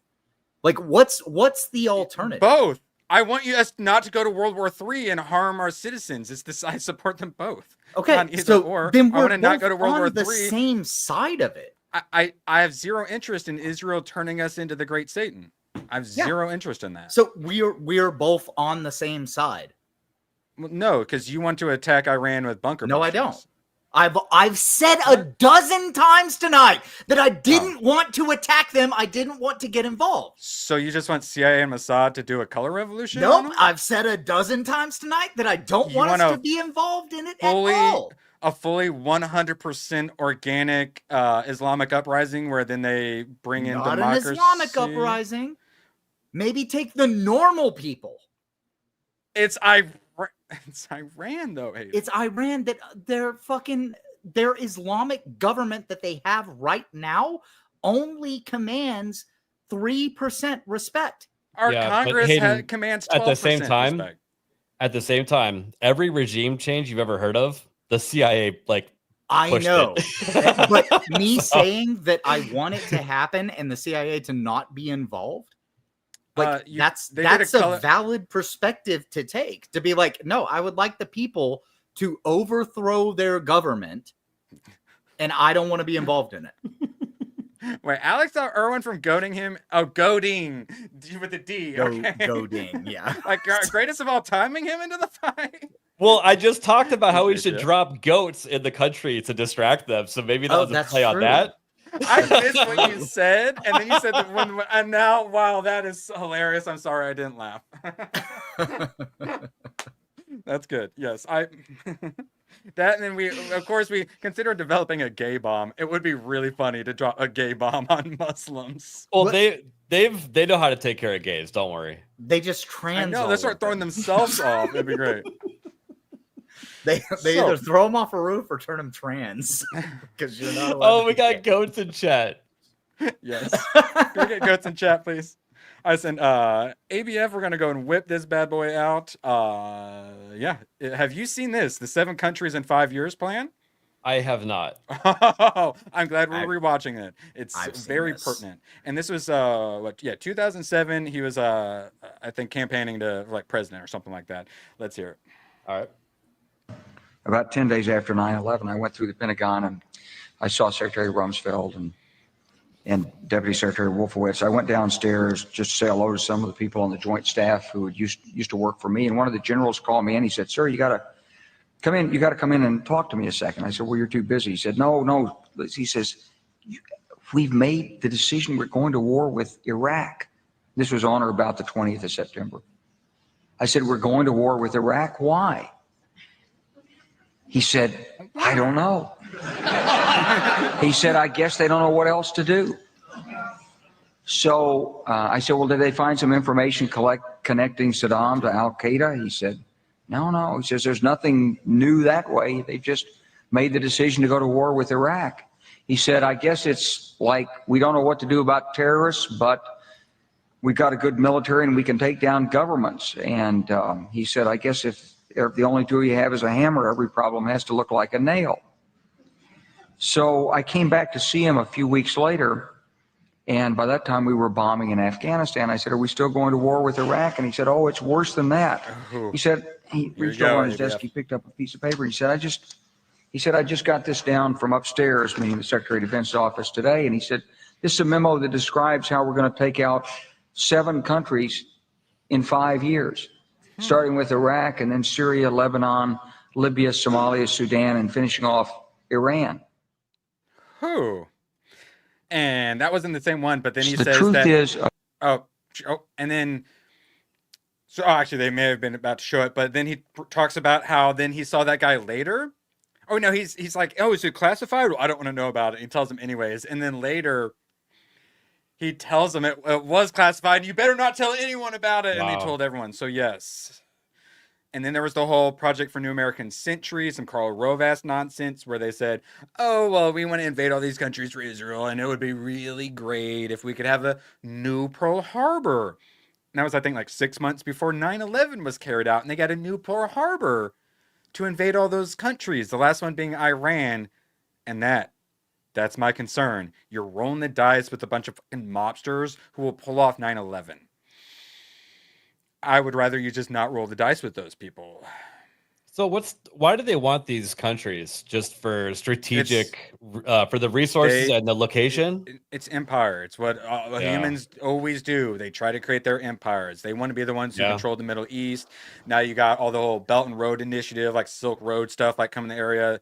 They want, like India's out to their east controlling everything. They want to be everyone who controls everything in like Middle East, Persia, and what have you. Yeah. It's control. And then also, as we talked about, he's super unpopular, but they have a parliamentary system. So it doesn't matter how unpopular you are, you can still do everything to stay in power.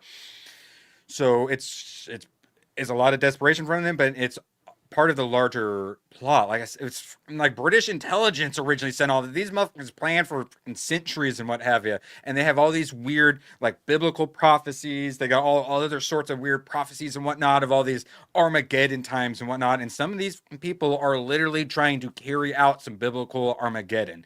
That's what I'm saying is like it's not just like Ukraine, right? We got like weird religious zealots involved in this shit too, literally trying to have the Muslims. They want their end time because that's when their prophet comes back. A bunch of Christians are like, yes, I want the end times because then Jesus is going to come back and save. There's a lot of people who want Armageddon to happen. Yeah, and that's one of the problems that whenever I say I have a problem with the Ayatollah running Iran is because the Ayatollah wants to bring about the end times. That's why they're looking for a nuke. That's why they want it, because they want to end the world. Literal third temple shit is what we're talking about here, guys. Yep. ABF, how you feel about being an end times prophecy? When the apocalypse starts, I'm gonna start smoking cigarettes again. I'm gonna pick up every Marlboro Red that I can find. I love them cowboy killers.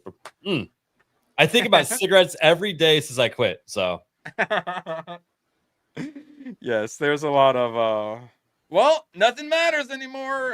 There's gonna be a lot of people having those moments, and I got my survival food and all my bullets, and I'm ready to go. The last time I smoked actually was this February when I was with ABF in Orlando and we smoked cigars.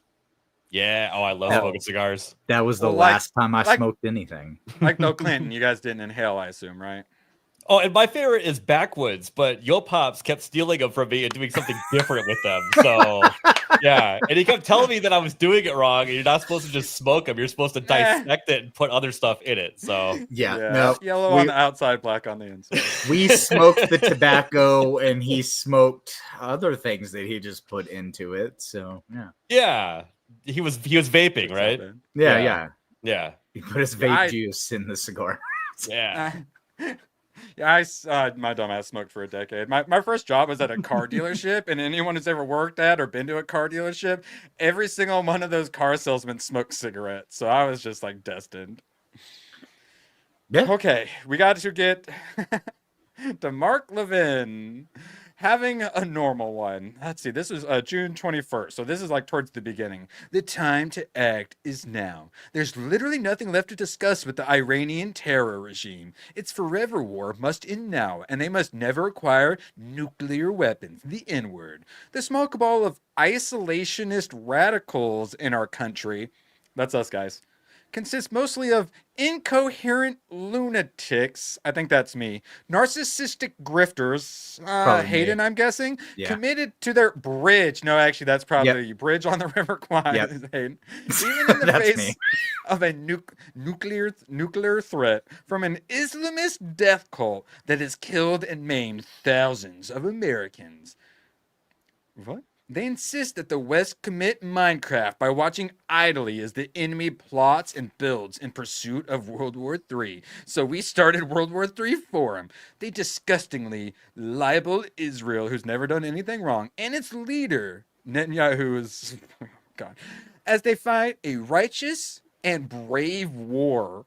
Not only for themselves, but all freedom-loving people, as most of the West watches. Oh, God, it keeps going. Holy shit.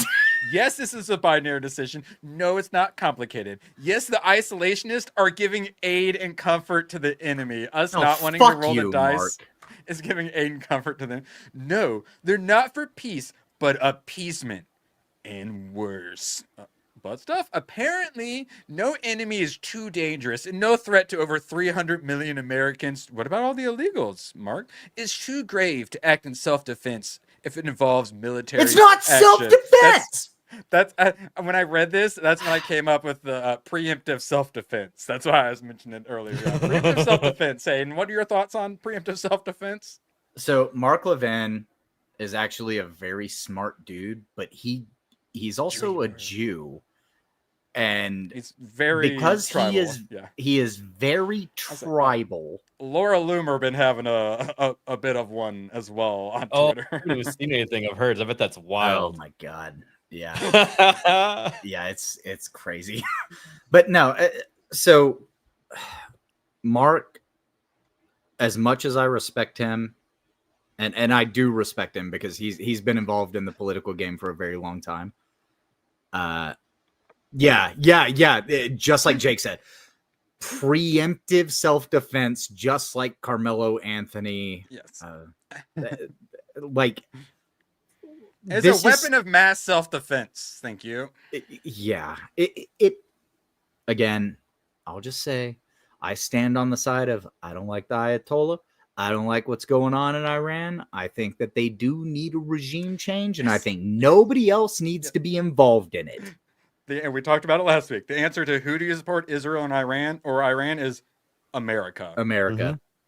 That's the only answer. That's what we mean by the only way to win is not to play.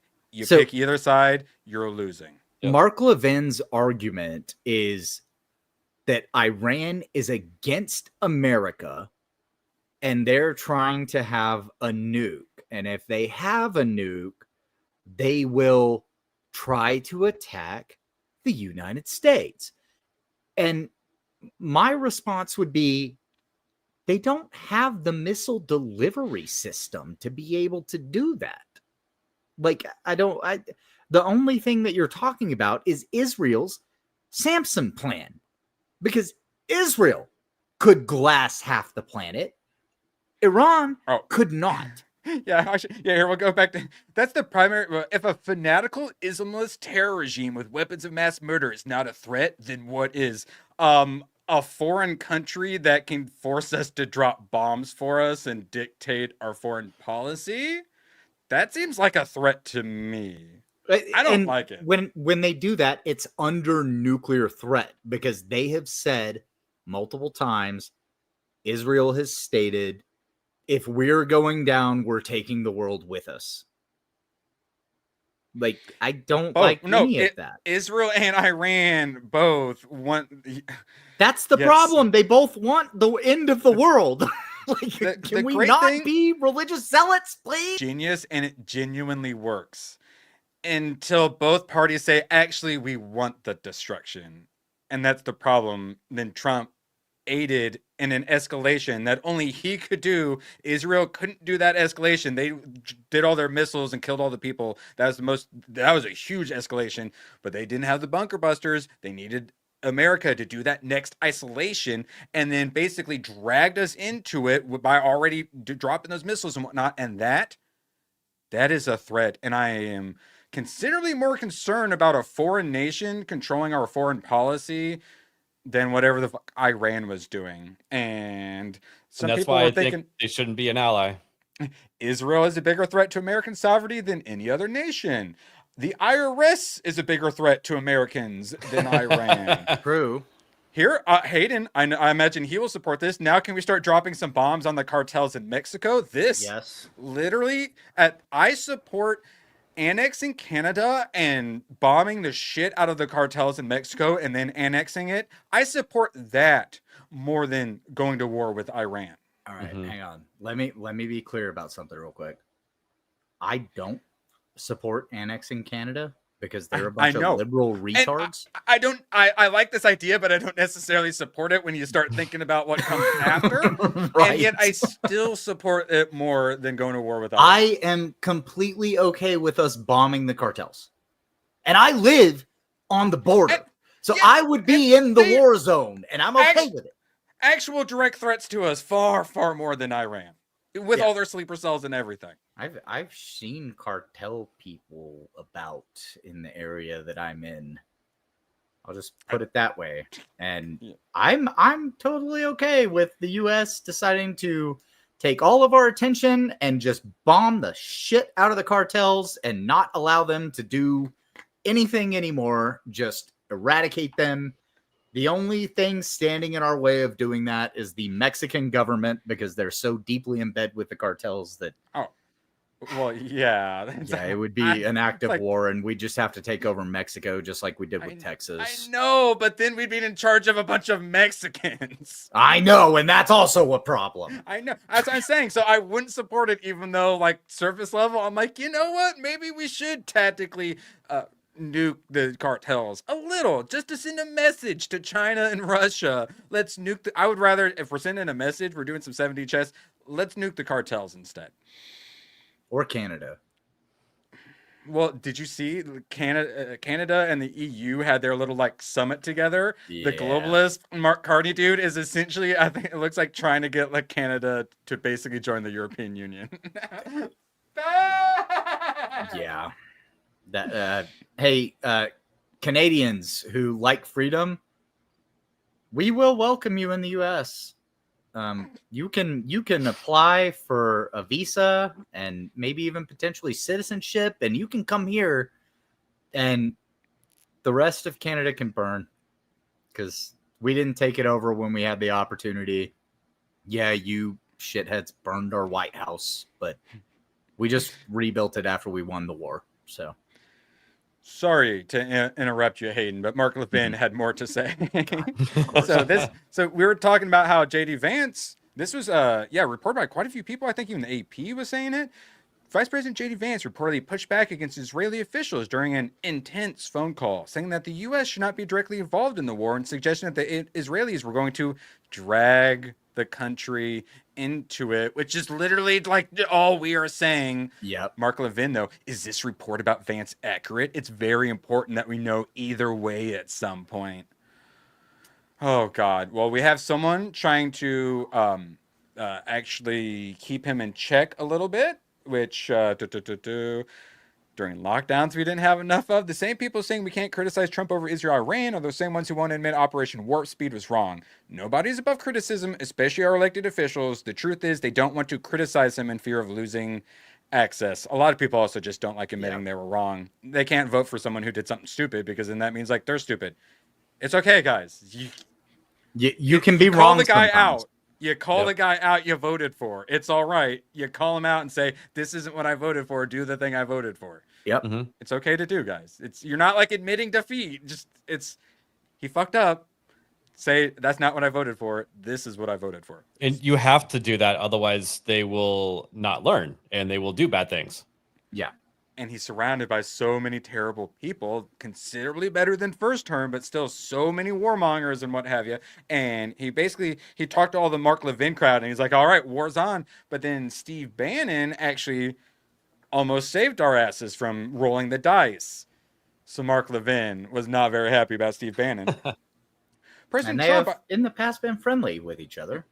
And Bannon, who was ran the campaign. Yeah, his first campaign. He ran Trump's campaign. Yeah, his first President and Bannon says, President Trump, I hope you understand the great unmasking is here. You're sitting there trying to negotiate a deal, and look at what little jackal Lindsey Graham is doing. And Mark Levin calling you out on Twitter because they know you're working on getting Wait, no, hold on. Calling out on Twitter because they knew you're working on getting the guns laid down. These hyenas, they're jackals. They feed off death and destruction. Well, Levin and Fox did in Ukraine, surely in for war. And where's Ukraine now? 1 million people dead and wounded. And yeah, so he is trying to help keep them in check. He had lunch with them, and that was when, after he had the lunch, Trump was like, we'll give you 2 weeks. And I'm like, oh, thank God. Steve Bannon talked a little bit of sense into him. Nope. Steve Bannon, a disgusting fraud, says Mark Levin. Nobody gives a shit about what you, Bannon, a confessed and convicted fraudster, has to say. So the deep state went after him over some BS, and now Mark Levin's using that against him. You cheated how many people? At bottom, you're a certified disgusting fraud, and it shows every time you open your big mouth. So really hitting the facts, Levin. Definitely not starting off with a bunch of ad hominem attacks and stuff like that.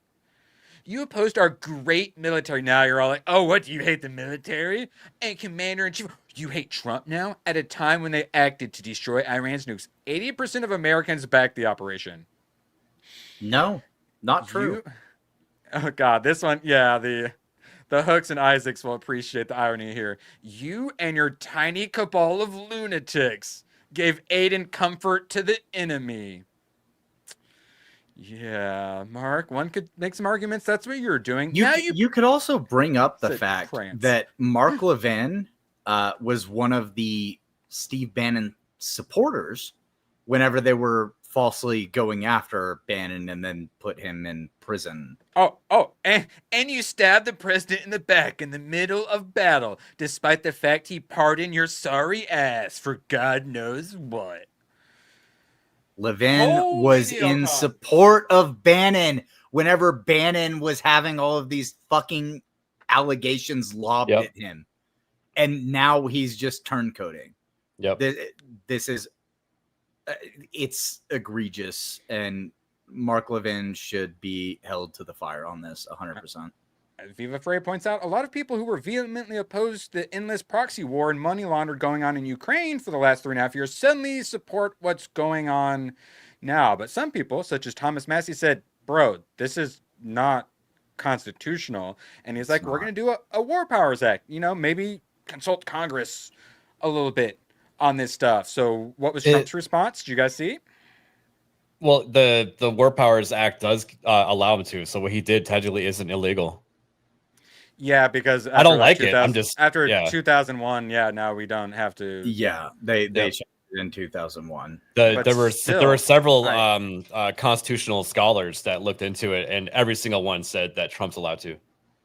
Yeah. Oh, yeah, I know, because after 2001, after we got fear mongered into all that stuff, we said, yeah, we just bomb whoever we want now. Yep.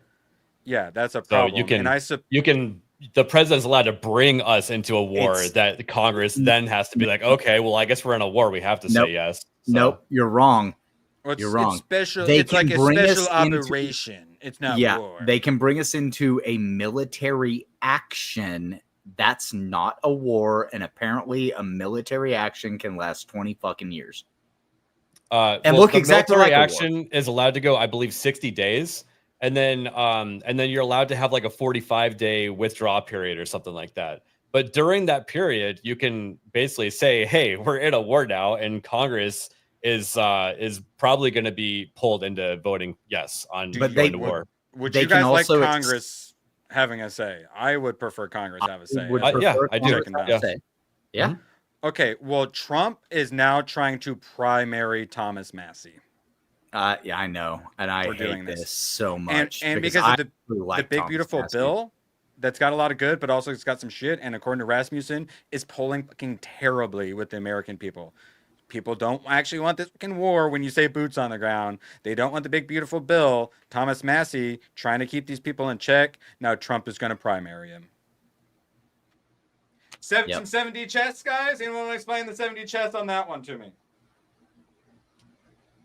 Because that just seems like a really terrible idea. I have talk about some image makes you look real bad, Trump. Yeah, I have some criticism for Thomas Massie because he doesn't like spending money on anything, and I agree with him like 95% of the time. But he voted against the border wall several times, and I think that Trump is still ticked off from that.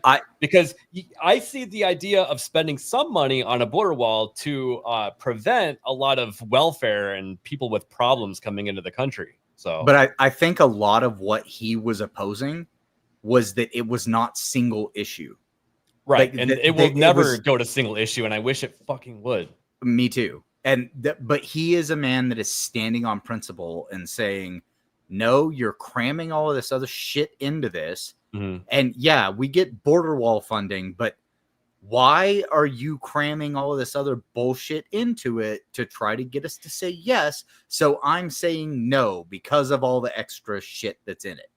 Because he's been big on border security, but I just deleted. They created a PAC to go out, a political action committee to primary Thomas Massie. It's happening. Yeah.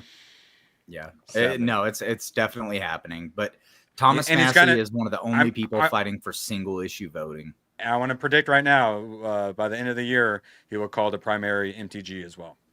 I'm going to go and call it right now. One of his biggest supporters, he's going to call the primary her by the end of the year, is my guess. You might be right. I'm not going to call it. Without kooky Tucker Carlson, he's already turned on Tucker. Without doxing myself, I actually know someone who ran against Thomas Massie and tried to primary him, and I donated to Massie, and that was a friend. So, yeah, yes, yeah. The libertarians they're great on so many issues, and they are the absolute worst on so many issues. But they play really good roles in trying to keep people in check. I want more people voting no on bills, not more people voting yes on bills. So they play a very important role, and sometimes they're stupid, they're libertarianists. Yeah, they end up on the bad side of issues. But when it comes to like war, is probably the biggest one. Libertarians keep getting it right. Yeah, they love their Chamber of Commerce, open borders, and whatnot. They're idiots on so much. But being anti-war is one of the good things the libertarians are there for, is keeping us in check. Mm-hmm. Thomas Massie was doing exactly what he should be doing as like a libertarian in there. And now Trump's primarying him.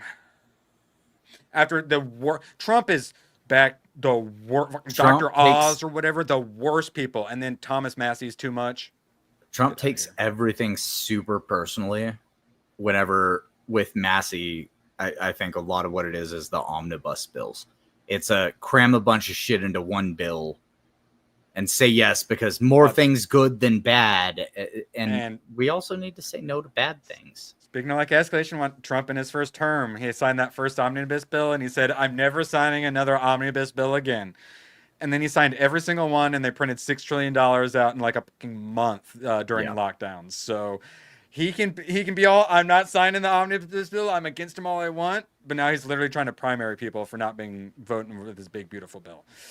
Yeah. So he can be all against regime change all he wants. It doesn't mean it's not happening. Things spiral out of his control very easily. And I hate it during lockdowns. For 3 years, I'm like, he's not a fascist. He's not a Nazi. You guys are fucking idiots. And then he locked us down. I went, oh, he went full fascist. And then he injected us cold millions of people with his brave and beautiful clot shot. And I went, oh, he's a fucking Nazi. God damn it, Trump. And then it's like, well, at least he didn't start any new wars. God dang it, Trump. I was so hyped to vote for the Republicans in the midterms. I don't know. Does this guys make you like Trump more or less? For me, it's a less situation. Well, it's a less situation, but it's like whenever you look at your options, like what option are you going to take besides? Don't play the game. The secret third option. No. That's stupid. Not playing the game just means you're not involved. You're not ever going to get a majority of people to not be involved in either way. The minorities then get to control everything. What? No, we're talking about not going fighting Israel's World War III against Iran. Yeah, I think thought you were talking about voting. Not playing the game is use like explosive options, like maybe sanctions or some sort of negotiation. Like you have to keep trying with words. Well, yeah, but I get what you're saying now, Hayden. Yeah, Yeah, about okay, how yeah. you're stuck voting for Trump because there's no one better. Yeah, I get it. Yeah, But exactly. then when you vote for someone because there's no one better, you don't then say, "Oh, they're perfect 100%. I support everything they do." Right. You call them out because you know they're not perfect. You call them out 100%, but Or otherwise, I think you still fucking Nick vote for them. Fuentes gets to say, "I told you so," and actually be fucking right. That's what I'm saying. I don't want Trump turning into fucking George W. Bush because I don't want fucking Nick Fuentes to be right. I didn't like when the fucking left was right about him being a fascist when he fucking locked us all down in our homes and gave me a fucking piece of paper that said I was fucking essential. I didn't like when they were right about him being fascist. I don't like him being right about him being a fucking neocon. I want him to do what he said and what we voted for, not try to convince us that we voted for Iranian regime change. No, and I agree. They should be called out, and that's why I have called him out, and I've also defended what I think like may have been his thought process, but said, but I don't like what the people around him may be telling him. Like because I think that's what the case is, but at the same time, it's like I'm not going to take the option of not voting because then the minorities on either side end up taking over, and I'll pull up the fucking emergency declaration executive order right fucking now if I have to, but we're not talking about that. Yeah. It's okay. You can admit Trump absolutely fucked us during lockdowns. It's okay. He did. He's the biggest mass murderer of the 21st century thanks to his brave and beautiful clot shot. Operation Warp Speed was fucking terrible. You can admit he killed millions of people with it and it was a terrible idea. It's okay, and yet he is still the best one you could have voted for between him and Kamala. Absolutely. I'm not interested in playing that game. Sorry. I did it once, and then the guy locked me down and went full fucking fascist. And I went, I'm not going to vote for that. I'm sorry. I can't do it. I'm sorry. And just because I don't want to doesn't mean that I'm getting money from... Yeah, wait, what was this? Now they're saying, like, Nick... Yeah, a new report dropped and is making serious claims that foreign propaganda accounts are masquerading as MAGA to hijack conservative spaces and even push people to turn on Trump himself. And look, Nick Fuentes is just a bunch of bots. So if you don't like Israel running our foreign policy, you're just a bot because I'm dead a Republican, not a conservative and a woman obsessed with being disabled. And I'm a Trump influencer, so I fully support regime change now. Like a fucking idiot. Laura Loomer, this is a lie. When Tucker Carlson was fired from Fox News, this is her just shitting on Tucker Carlson, literally leaking fucking private messages like a fucking bitch. Yeah. So, hey, maybe Laura Loomer's right about everything else, and she's just a crazy bitch on this one thing. Here's what really gets me. How is it easier to get Iran strikes than Epstein list, JFK files, taxes cut, mass deportations, fair trade, deep state arrest, auto pen hearings, Doge cuts? Cernovich, what's done is done, and honestly, this was inevitable. Now, the answer is zero patience for nonsense or delays on the domestic agenda. Trump can act swiftly when the neocons and never-Trumpers give him orders. The base should demand the same on its issues. Yeah, Hayden, what do you think about that? No, I completely agree. Like that because... Again, I'm somebody who didn't want to get involved. I don't want to be involved in anything going on overseas. Like, it's not my sandbox, not my fucking problem. I want to go home and deal with the problems that we have at home. Yeah. That's why the third answer, secret answer, America, is the only correct answer. Yes. ABF, you got any thoughts on where bombing Iran goes on your list of priorities for America? Didn't even make the list. Correct. Yes.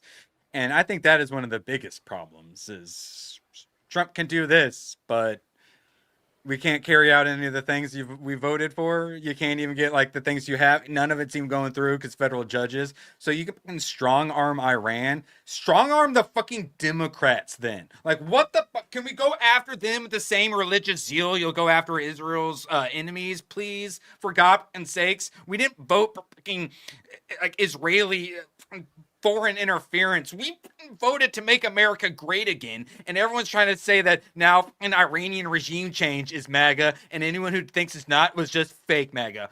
Fucking I think a lot of it is boomers, just where Fox News boomers. Yep, brainwashed to want this to happen, and they're like, "Oh yeah, Iran. I was told that, for years. Yeah, I have to do it. Have to do 40 it." years ago, Iran was a problem, and now we can finally take care of it. No, I don't care about that. Just take care of the shit that we have going on here at home. And boomers, they hate Russians too, so it goes hand in hand. That's true.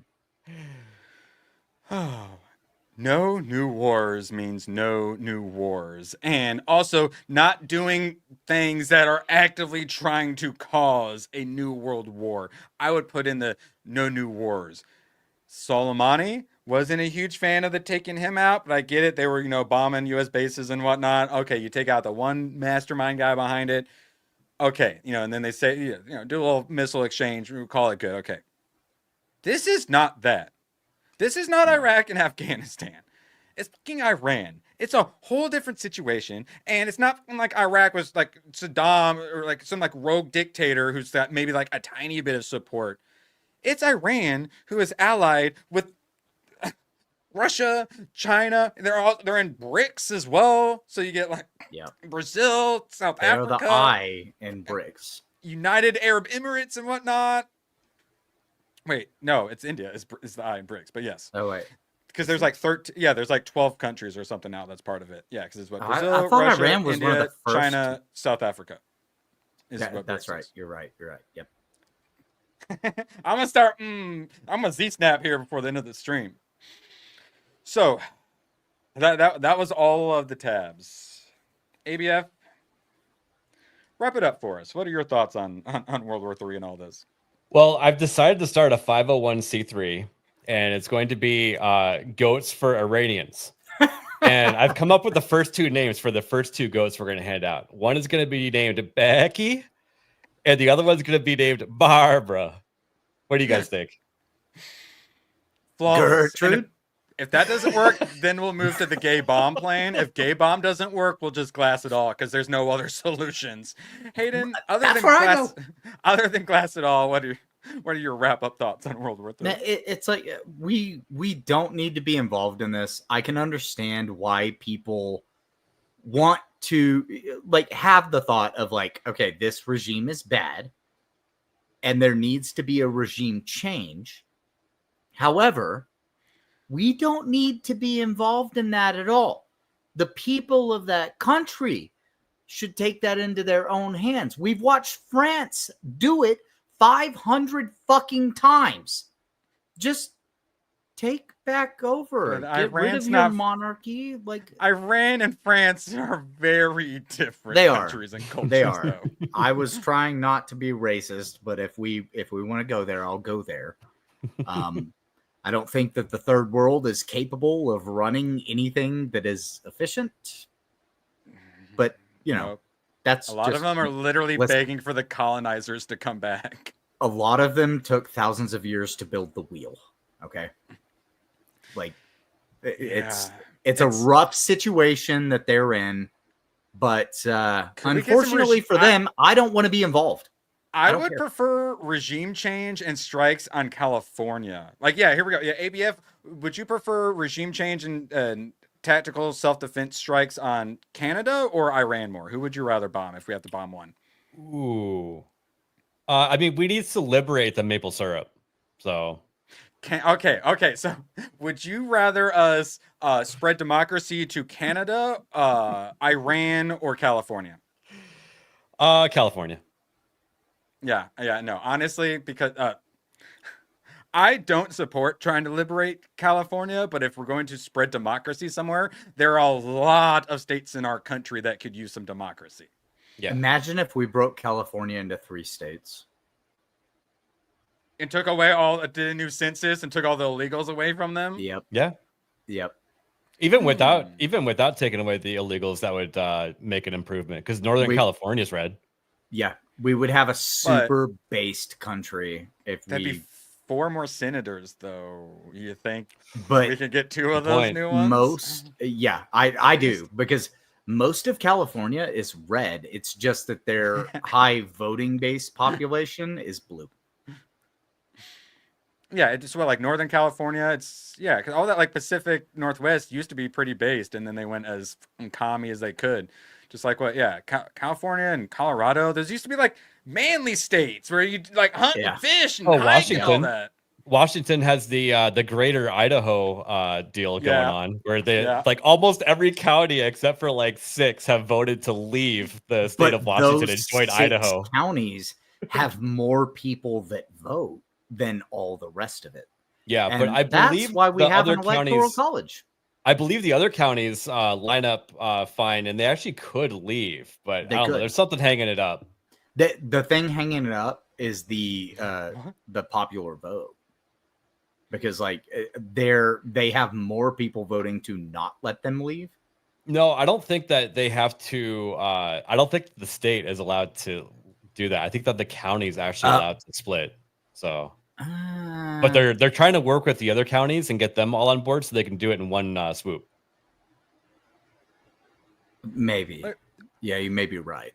B-Man, what are you on about? How North Korea condemned it or something else? I can't see anything happening with North Korea has the capability to send nukes at us, and they don't. I would. ABF, would you rather stare at Max's profile picture for 24 hours or start do regime change with Iran? I think those feet got hit by 14 bunker busters. I'm just saying. They're blocked by my microphone. I didn't even see it. Definitely some weapons of mass destruction. Yeah, you watch out, Max. We're gonna preemptively strike you here before long. What did I do to you? Nothing. ABF. What you got going on tomorrow, buddy? Tomorrow we have Trigger Happy, which last week was kind of funny. We changed it to Trigger Hangry because all we did was talk about food for like an hour and 45 minutes. That's actually a lot of fun.